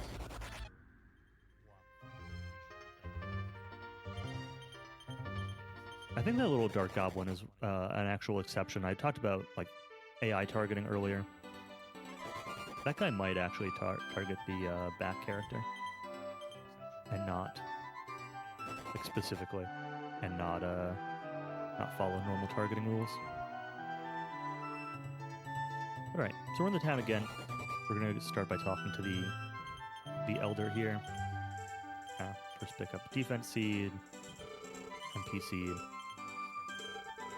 But yeah, we're gonna talk to the elder and be like, "Hey, we're coming from Rydok. We want to go after Mudo, and we want to use your boat." And then we get introduced to Chamorro here, or Nevin in the DS version. And Chamorro's like, "You're not gonna let these guys use our boat, are you? What are you doing?" And then suddenly he is granted a vision or a voice similar to the one that we experienced earlier in the ritual at the beginning of the game. And suddenly Chamorro's like, "Oh yeah, it's the goddess. We gotta help these guys. They're They're the chosen ones. So changes his tune real fast. He goes from being a jerk to wanting to help us out. Pop-san, konnichiwa. Twitch Pop in chat is a very good Dragon Quest speedrunner. Speedruns all of the Super Famicom games and also DQ11. But mostly Super Famicom and mostly DQ 1 through 3. But he has also done runs of 4, 5, 6, and 11. Good friend. Yeah. So come up here to the boat, and Chamorro is going to join our team. Chamorro comes along with the Ghent staff. So I mentioned earlier that when we got the Lucida shard, that this run has a lot of tools that you can use as items that are very useful. And the Ghent staff is one of the two biggest ones, probably the biggest single one, but one of the two really big ones for the run. The Ghent staff would get used in a normal any percent all the way through the final boss. It is an item that allows whoever is holding it to cast effectively the Heal More spell in battle for free. No MP, can be used by anybody. You can put it on your physical dealers like Hassan, and they will be able to use a big single target heal spell as much as they want. Say big heal, it's not really a big heal by the end of the game, but for this portion of the game, it's huge. It's like 80 HP. So a free 80 HP recovery on your tanky character is really useful, because you still have other characters, Chamorro, Malayu, Hero, they all have heal spells. You can get some consumables, you can get a couple of love waters that will give you like 60 to 80 HP of healing as items, but realistically you don't get a ton of that. So the Ghent staff is huge. We're going to go here into... We're now on Mudo's Island, but we got to go through this this cave to get here. It's a pretty cool cave. It's like kind of got like a fire and ice sort of theme going on, or fire and water theme, I should say, going on. So this is the lava section. 871's actually taking a kind of a different route through here, so I'm not exactly sure what they're going for. So normally you kind of just walk across the lava to the stairs. I don't know if they're just avoiding lava, or I'm assuming they're looking for treasure. Let's see what they pick up here. I actually don't know what's in this. Steel armor. Oh yeah, I think that they mentioned that they picked that up. Mudo's Island, get the steel armor and evac. Yep, so that is for Hassan.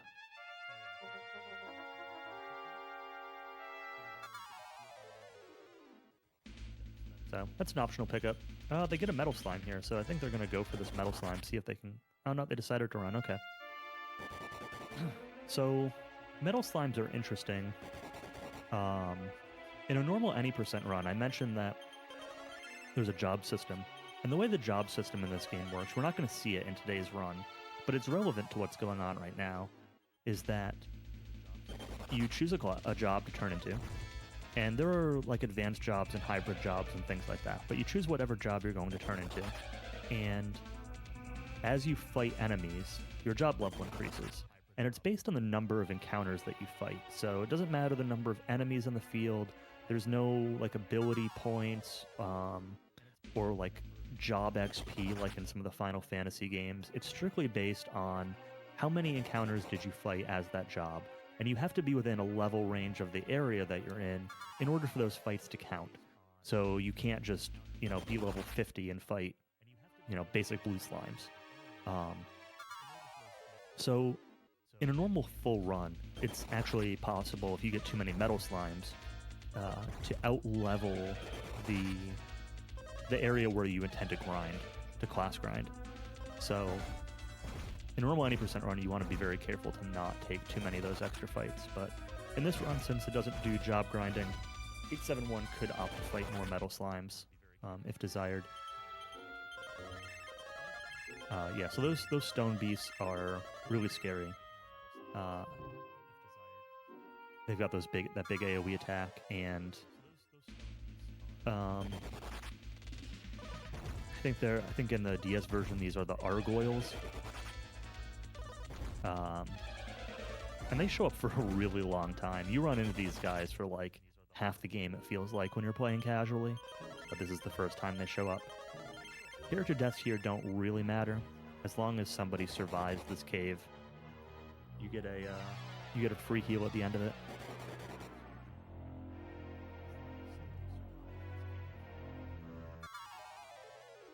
We're making pretty good progress.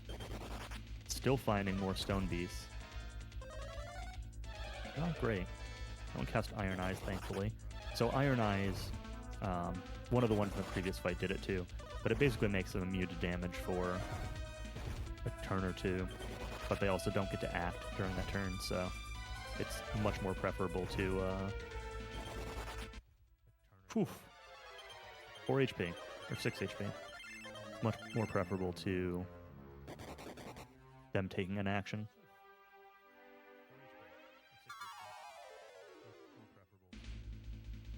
Scary here. Mudrons are very scary. They have the beat spell, which is an instant death spell, which it tried to cast there, but thankfully it failed. Zaki.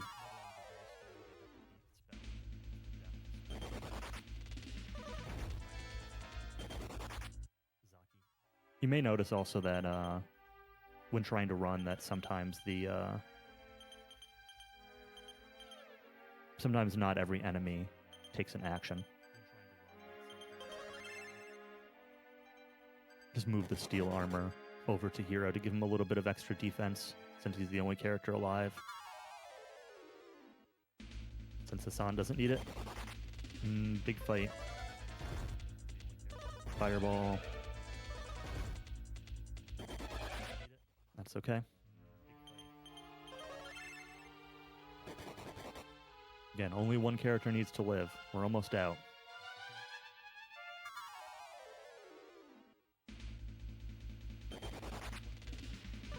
Mudron again. Okay, that's fine. No Zaki. Poison. That's okay. Go, go, go. Alright, switching the armor back.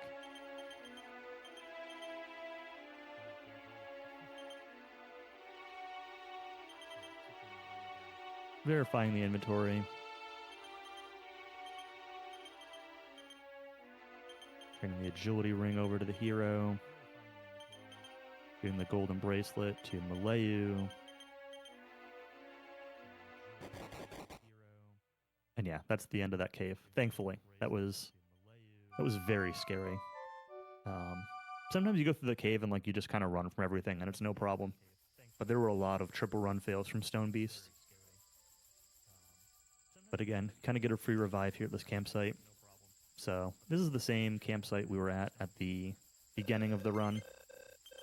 If in the very, very intro, kind of the same scene that was going on there. I don't think Chamorro was present in the intro version of the scene, but he's here now with us. And so, camping out on this cliff before we actually attack Mudo's castle. I say attack Mudo's castle. We're actually not going to be fighting Mudo quite yet, but the characters think they are, but they're not.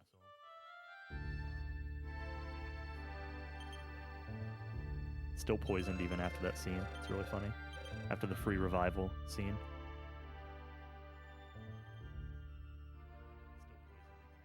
Alright, so Malayu's going to play her little ocarina here. Gonna call over a little dragon guy that'll fly us over to Mudo's castle.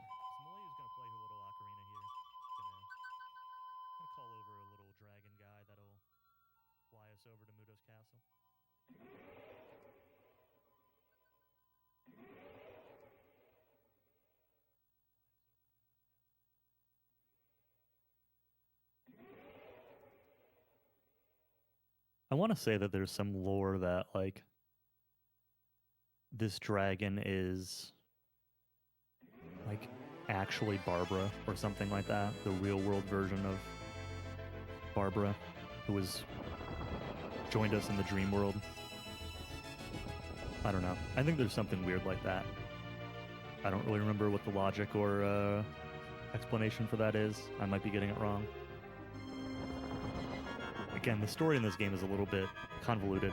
I think that's one of the reasons that a lot of people, myself included, kind of bounce off this game casually a little bit, is it's kind of hard to keep track of everything.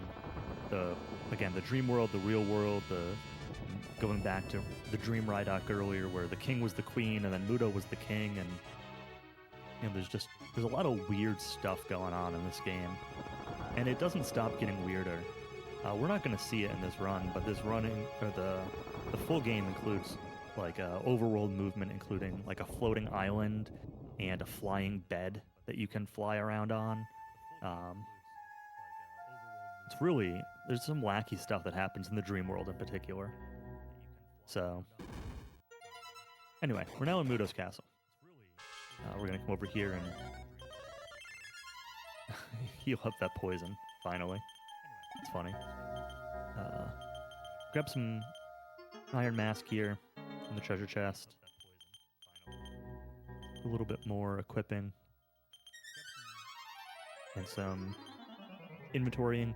So this is stuff that normally you can do some of this menuing a little bit earlier or later.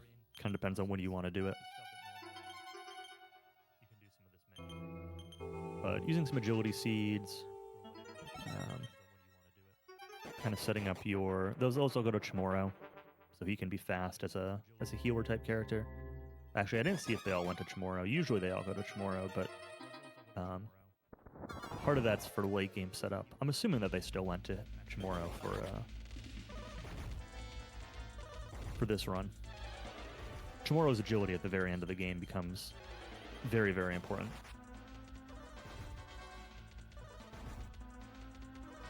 So you don't want any random encounters in this dungeon, so I'm just trying to run away from them. And there's basically this first trip to the dungeon, we're looking to get some treasure, and in particular one specific item. We're going to be running from random encounters. These wizard guys are scary. He just cast the by-kill spell, which doubles the attack power of whoever he casts it on. So if those wizards get to buff up the attack power of somebody, like that devil armor, they can really chunk you. Thankfully, turn 2, he successfully ran.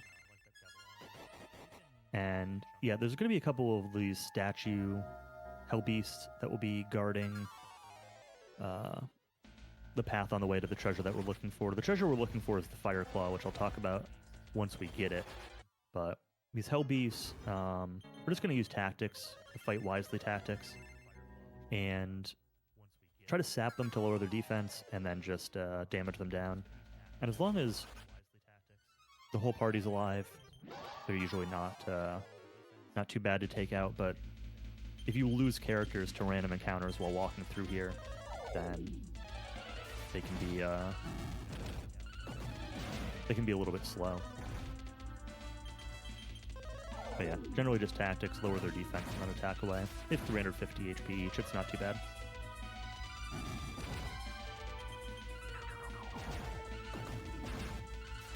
That was the Rukanon spell, so it lowered the party's defense, but again, they're not really threatening, so it's not a big deal.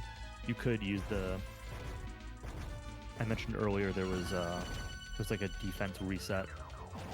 I'll call it a glitch for lack of a better way to put it. It's not really a glitch, but if you go into the equip menu in combat, it recalculates your defense, and so it will remove any defense increase or decrease effects. In Dragon Quest III, which is based on the same engine, the glitch still works, but it will remove more than just your defense. So it can actually be harmful in some cases in that game, and you also have to actually go into the equip menu and like re-equip something. So they tried to fix it, but they didn't do a perfect job of it.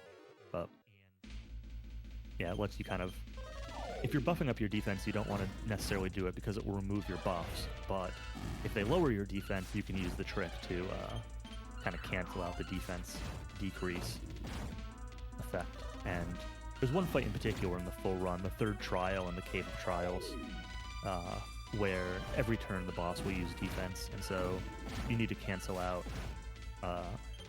the decreased defense on 2 characters every single turn of that fight, and it's really tedious, but it also makes the fight winnable.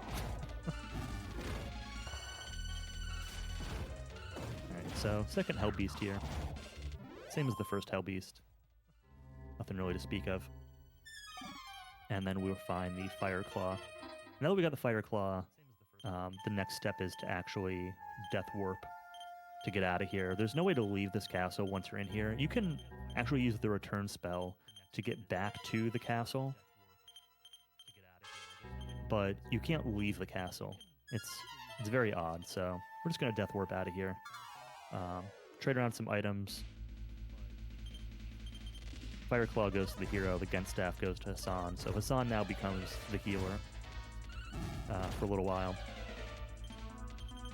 And so the Fire Claw, it's actually a claw weapon, so Hassan could use it as a weapon.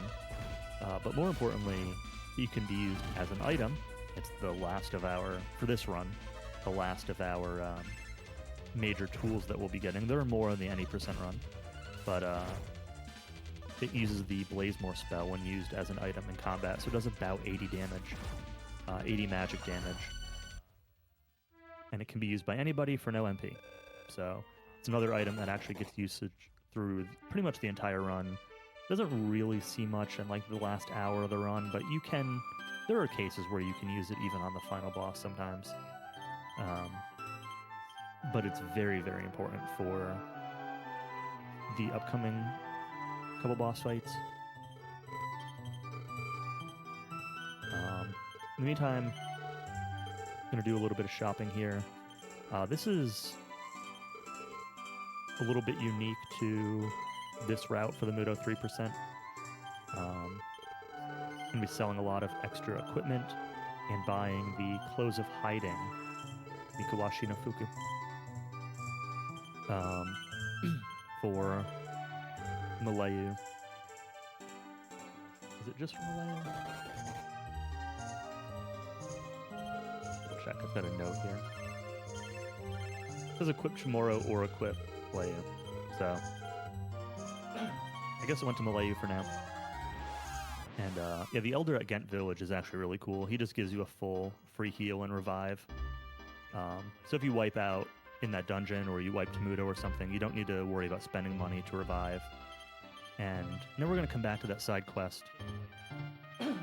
Excuse me. That we picked up like 20 minutes ago, I guess, about these guys were kidnappers. And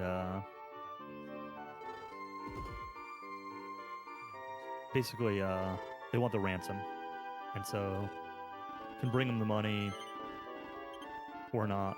You can bring them 5,000 gold to pay the ransom, which the guy gives you for the quest, so you're kind of just breaking even at that point. Or you can choose to fight them and get the 5,000 gold reward, which is what we're doing. And yeah, we got Big and Smock. And here you're going to see the power of the Fire Claw that the hero's going to use.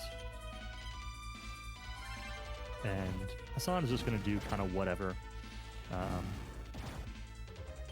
You can, if the hero gets low on HP, you can switch Hassan over to manual control and use the Gent Staff to heal. But these guys really don't do much damage, so usually he kind of just does his flying kick, flying knee, whatever it's called. Here's still okay for now. 33 HP is what my notes have for a threshold for when you want to switch Hassan over to healing. But no need. So we take out the kidnappers.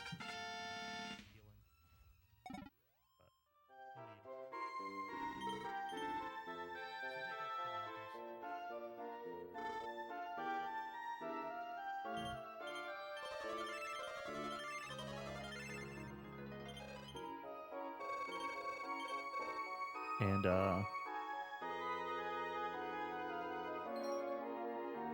Yeah, and we're gonna get 5,000 gold. Basically, I think the gist is that we tell the guy that we paid the ransom, and so he's reimbursing us for it. I don't really remember the exact story dialogue that goes on in there, but anyway, we get 5,000 gold for it. Is the deal. And this gold, we're gonna return back to Life Cod, which is way back at the starting town. I don't really remember if it's obvious, like what would prompt you to come back here to look for this in a casual playthrough. But there's this cool looking armor on a pedestal over here. And I'm gonna sell a couple things. This armor costs 7,000 gold, so the 5,000 isn't quite enough, but can pretty easily sell up to it. And this is the spirit armor, which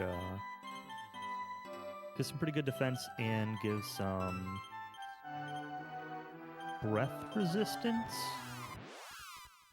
Question mark? I forget the exact stat or effect of the armor, but it's really good. And again, the very fastest times, I believe, skip that side quest and skip the spirit armor altogether. But it's useful for quite a while. And yeah, and now we're going to be jumping back into Mudo's castle. So, Mudo. This is the big RNG point of the run. So the run could be, quote-unquote, almost over with. Or we could be stuck here for the next hour. I say almost over with loosely. We have 2 boss fights to get through. This is the biggest RNG point of the run, so we're going to be fighting Mudo twice back-to-back. Mudo 2 is relatively fightable. Mudo 3 is very scary and very RNG heavy, and it's maybe like a 50-50 as to whether you manage to make it through or not. Maybe 60-40, maybe 40-60, I don't know, somewhere in that ballpark.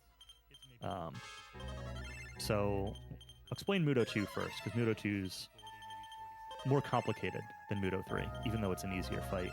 So Mudo 2 comes with 2 clowns, Piero, that have 95 HP each. Mudo 2 has 500 HP and regenerates 20 per turn. So there's a couple different strategies you can take on this fight. You can either opt to kill the clowns first and then start focusing down Mudo, or you can opt to focus down Mudo and leave the clowns for the end. Mudo himself has 6 actions. 5 actions, 6 action slots. He's got a 33% chance of fire breath because it's 2 slots. He can attack. He can call another clown. He can call a devil armor, or he can lower your defense. If you keep both clowns alive and you opt to focus Mudo first, then he will skip the 2 actions that call for friends. So he'll use the fire breath a lot more, which is a little bit scary sometimes. If you opt to kill the clowns first, then as he calls ads, you need to focus the ads down, which gives him more time to regenerate. Because again, he regenerates 20 per turn. So there's kind of trade-offs depending on how you fight it. I'm not sure which strategy 871 will use.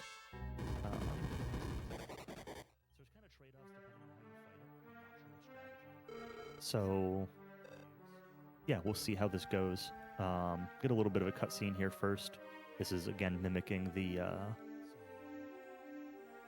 intro scene where we were all scattered off to the dream world. In the courtyard before we came up here, Hassan found a statue of himself, and the idea is that like when you sent your spirit off to the dream world, your real body was kind of left here in the real world, and Hassan was able to recover and merge with his left behind body and learns his signature move of the spirit punch. But we wake up back in Life Cod again, but this time the Mirror of Ra is there, and it's able to dispel the illusion of the dream. and thus we are able to actually fight Mudo. So yeah, let's see how Mudo 2 goes. Opting to take out the Pieros first. That's the more common strategy. If anyone watched the recent Dragon Quest RTA marathon a couple weeks ago over on RPG Limit Break, this run was done, the full run was done by Error Ruda, and Error actually takes the opposite approach on this fight, where he prefers to go for Mudo first and leave the clowns alive. They're both valid. This is the more common strategy, but they're both fine.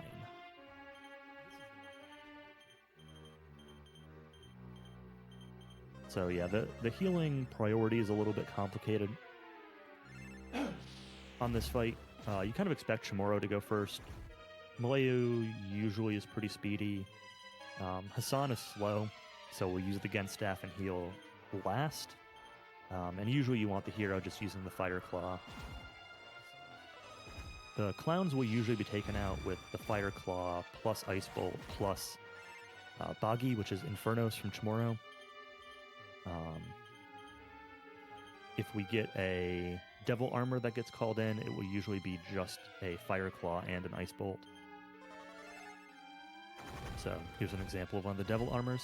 Mudo does get 2 actions per turn, as you see there, so he was able to call a friend and summon, and do a Flame Breath. So yeah, Malayu and Chamorro doing some healing. The Devil Armor calls for a Heal Slime. So this is sort of the downside to,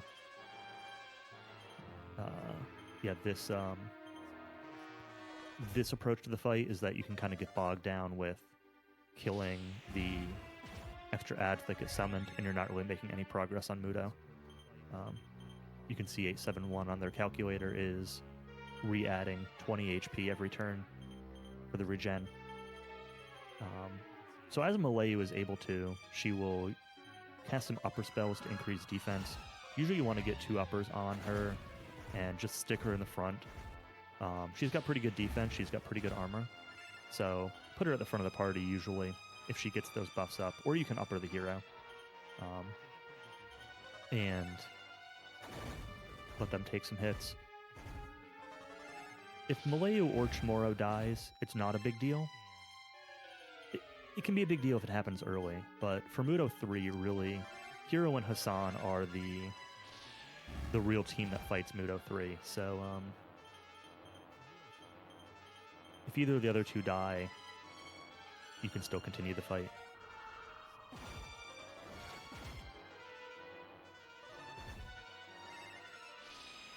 Mudo summoning some clowns here.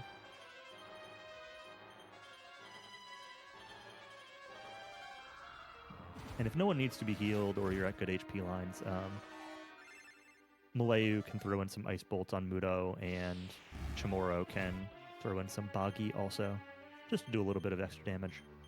So you'll see that right here. And like the 9 damage from that Boggy doesn't seem like much, but it does help counteract the regeneration. So it does make a big difference. It does mean that they use a little bit more MP. So A71 using the defense glitch to reset defense and recasting upper on Malayu.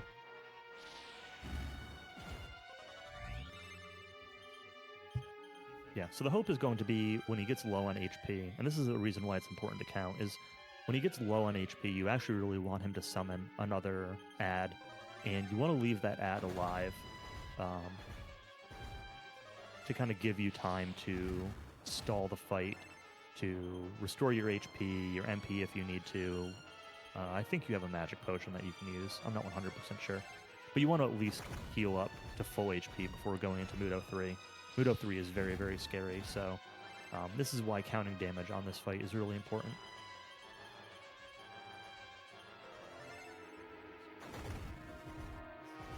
So Mudo 3, I'll start talking about Mudo 3 now while this fight continues.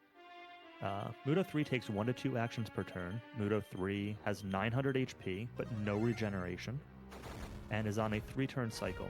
Turn 1 is an Ice Breath or attack. Physical attack is pretty weak, but the Ice Breath is very scary. It can do up to 50 damage per target and will hit the whole party. Turn 2 is Lightning, or Action 2 I should say, is a Lightning or attack. Lightning is also an AoE damage, not as strong as the Ice Breath, but since he can use both in one turn, becomes very scary if he combos them. And then the third turn is he can either do Bright Lights, which decreases your accuracy, which isn't a big deal because we're using the Fire Claw, or he can cast a guaranteed sleep effect on the target. And if that hits Hassan in particular as your healer, the fight can you can just lose your healing and the fight can go south. So takes 12 or 13 turns with the Fire Claw to take out that 900 HP on Mudo 3. And Malayu and Chamorro hopefully will be alive for the start of the fight. And yeah, so 871 is going to be stalling here a little bit, most likely. Yeah, instead of using the Fire Claw to wait for Mudo to summon an ad, so that way you can make sure he's set up for the next phase. It's a little bit scary because Malayo and Chamorro's MP are both really low right now. Okay, that wasn't too bad. Got a Piero nice and quickly. So at the beginning of the fight, Malayo and Chamorro will be able to throw out a little bit extra healing if they have MP. Otherwise, you can stick them in front so they can eat some physical attacks. Malayu, if she has MP, could choose to upper either the hero or Hassan. It's not really a super common play, but it can make the difference occasionally.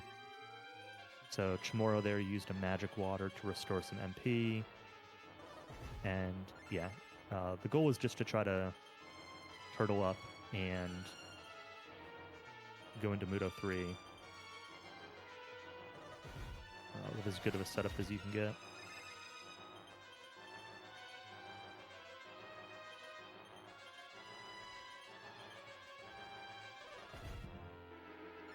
So really hoping that Hassan and Hero in particular just have full HP going into this next phase. At this point, it should die to this clown should die to a single Boggy from Chamorro, so that's what, oh, or a Holy Water use, okay. Boggy might have been a damage range. Get a little bit of XP from Mudo 2. So if he does wipe to Mudo 3, he will have a little bit of XP for the next attempt. It can be an issue, again, as I mentioned, levels. You can over-level in the full any % run. So you can take one Mudo 2 failure or one Mudo 3 failure, but you don't want to keep gaining XP over and over. But for this run, it doesn't matter. So turn 1 here, we have the Cold Breath. Only one action, thankfully. Yeah, Malayu's going to just defend to the front. Hero's going to Fire Claw. Sana's going to Against Staff. And Chamorro's going to throw out some healing, just kind of as he's able to.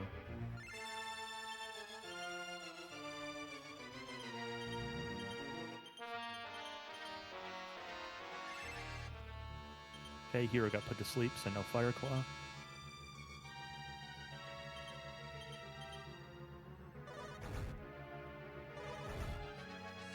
Two physicals, very nice. Hero's awake.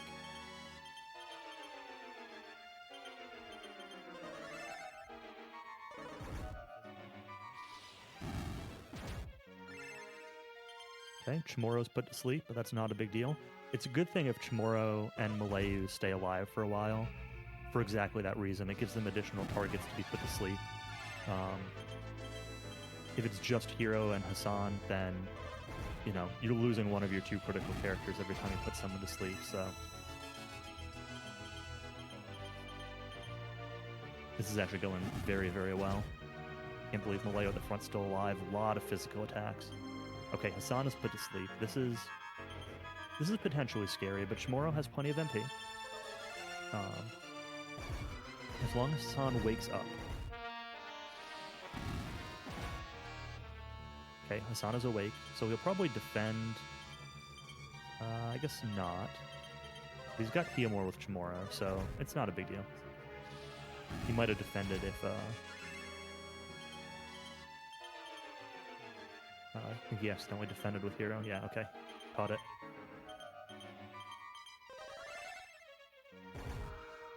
More Ice Breath. Yeah, that's the scariest attack. Thankfully not doubling it up with the Lightning. 2 or 3 more turns. Gonna put Chamorro in front to try to soak some physicals using the last of Chamorro's MP. Lightning. Thankfully only 1 action. Just gotta keep Hero alive now. This should be good. Should be guaranteed to survive this turn. And 2 physicals, very, very nice. And that should be the end of Mudo 3. So, I don't know where exactly time ends, but that was a first try Mudo 3, so this run came up quite a bit quicker than estimate. I have seen people wipe 2, 3, 4 times in a row on that fight. It's a very, very heavy reset point. Again, 50-50 at best for getting through that Mudo 3 fight.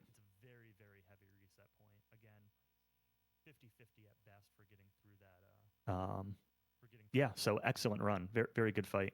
I've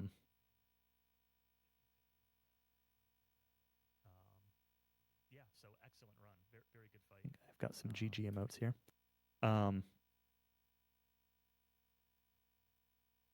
Yeah, so that was Mudo 3. So again, in a normal full run, this is where you know, you'd have a little bit of story stuff, and you would move off to really unlock the class system, and you do some class grinding, and then you know, kind of do some story stuff from there. But again, the full run is, you know, 7-8 hours long, and yeah, this was just the Mudo 3%. So if you like what you see, this game is a pretty fun speedrun. There's a DQ RTA Discord I recommend checking out.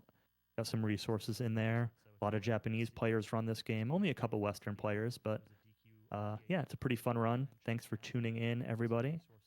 And yeah, check out 871. They do DQ6. They do other DQ games, DQ4, etc.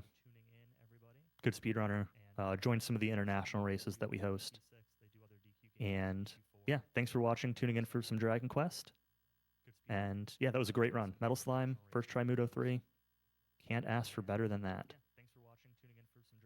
And yeah, enjoy the runs to come next.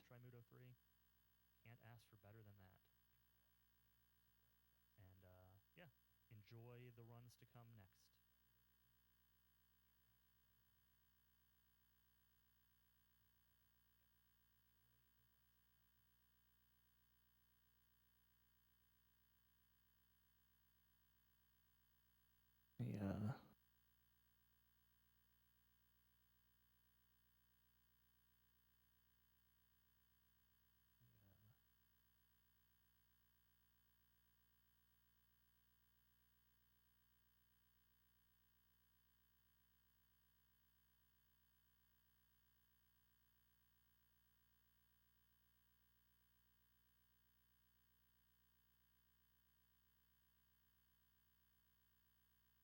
Yeah, we're quite a bit ahead of estimate here, so just ping this to move forward a little bit.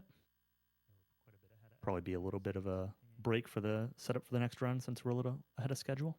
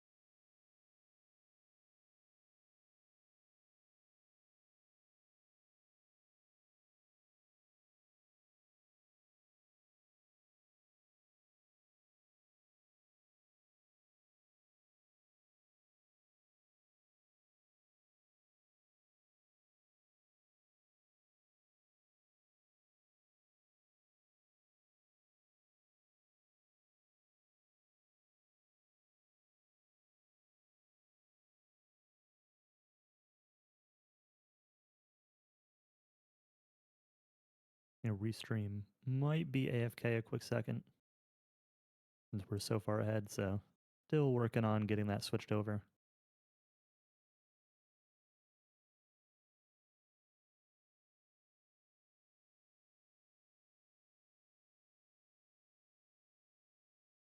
No, the stream isn't dead. Just the run. Dragon Quest VI had very, very good RNG. Finished a little bit ahead of estimate, so just think the restream was not quite ready for the end of the run because it was so far ahead. So uh, just got to give it a minute.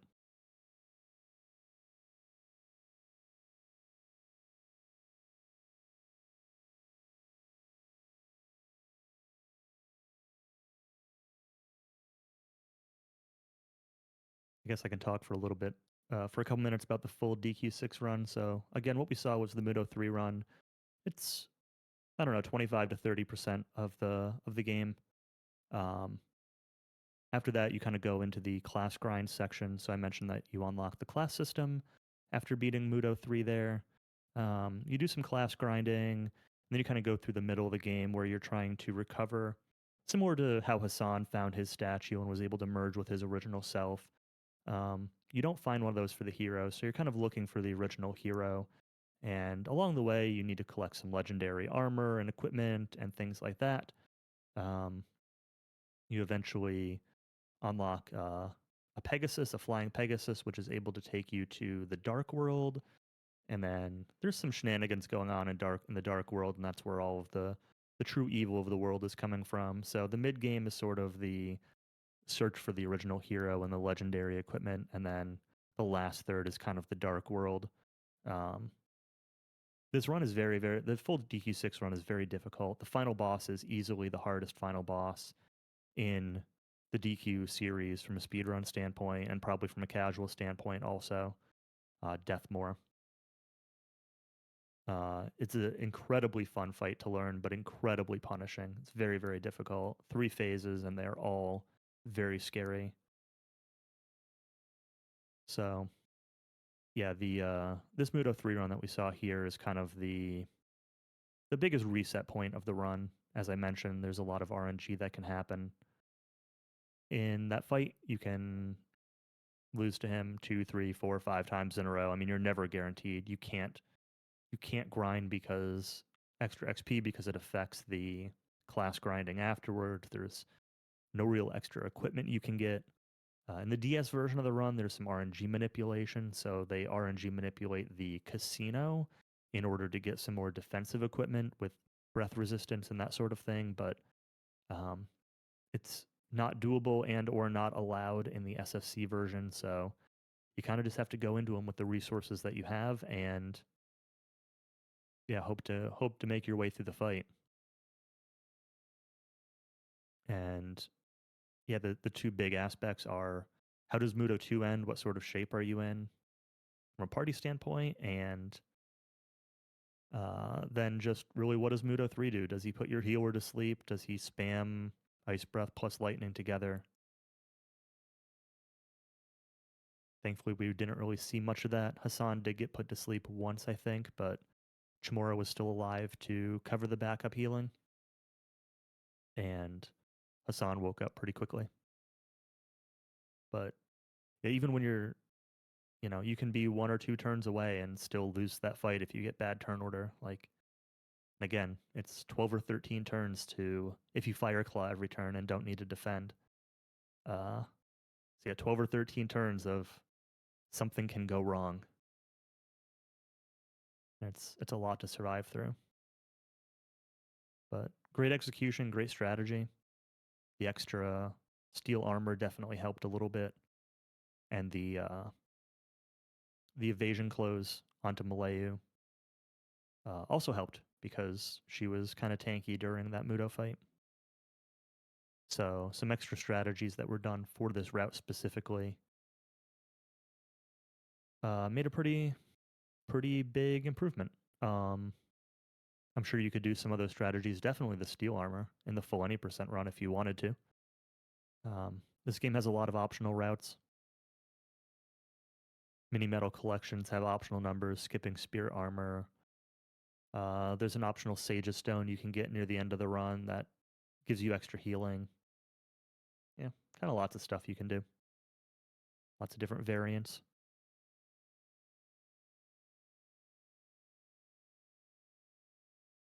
The fastest runs of this game are incredibly scary. Do like no safeties.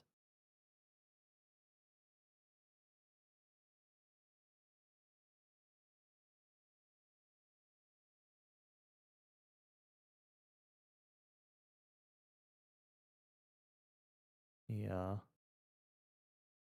Let me ping the restreamer again here.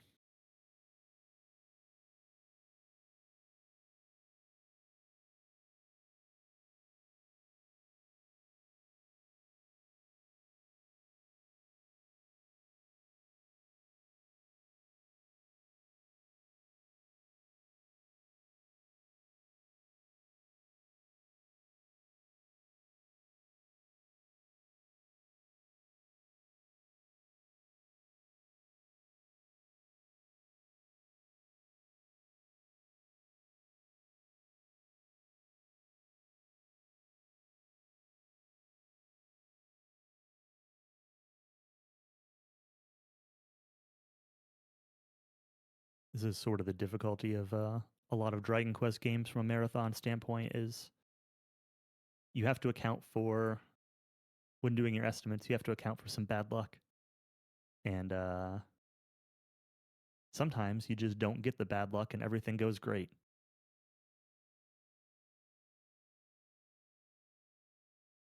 It's always sort of hard to give a real accurate estimate. You don't want to put your estimate as, 220 or 230 and then end up taking 3 hours, but sometimes the opposite happens instead. This was really fast though. Even with the death to Tower Guard early on.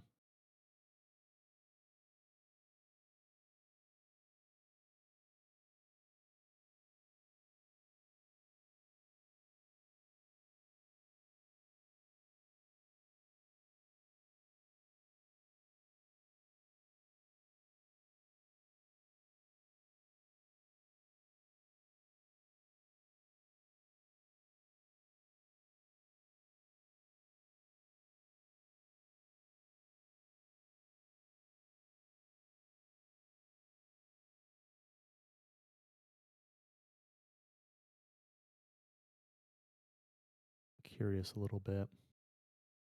Do I have my splits for this game?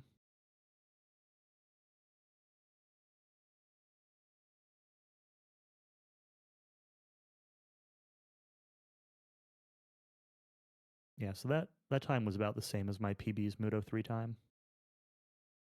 Like within a minute.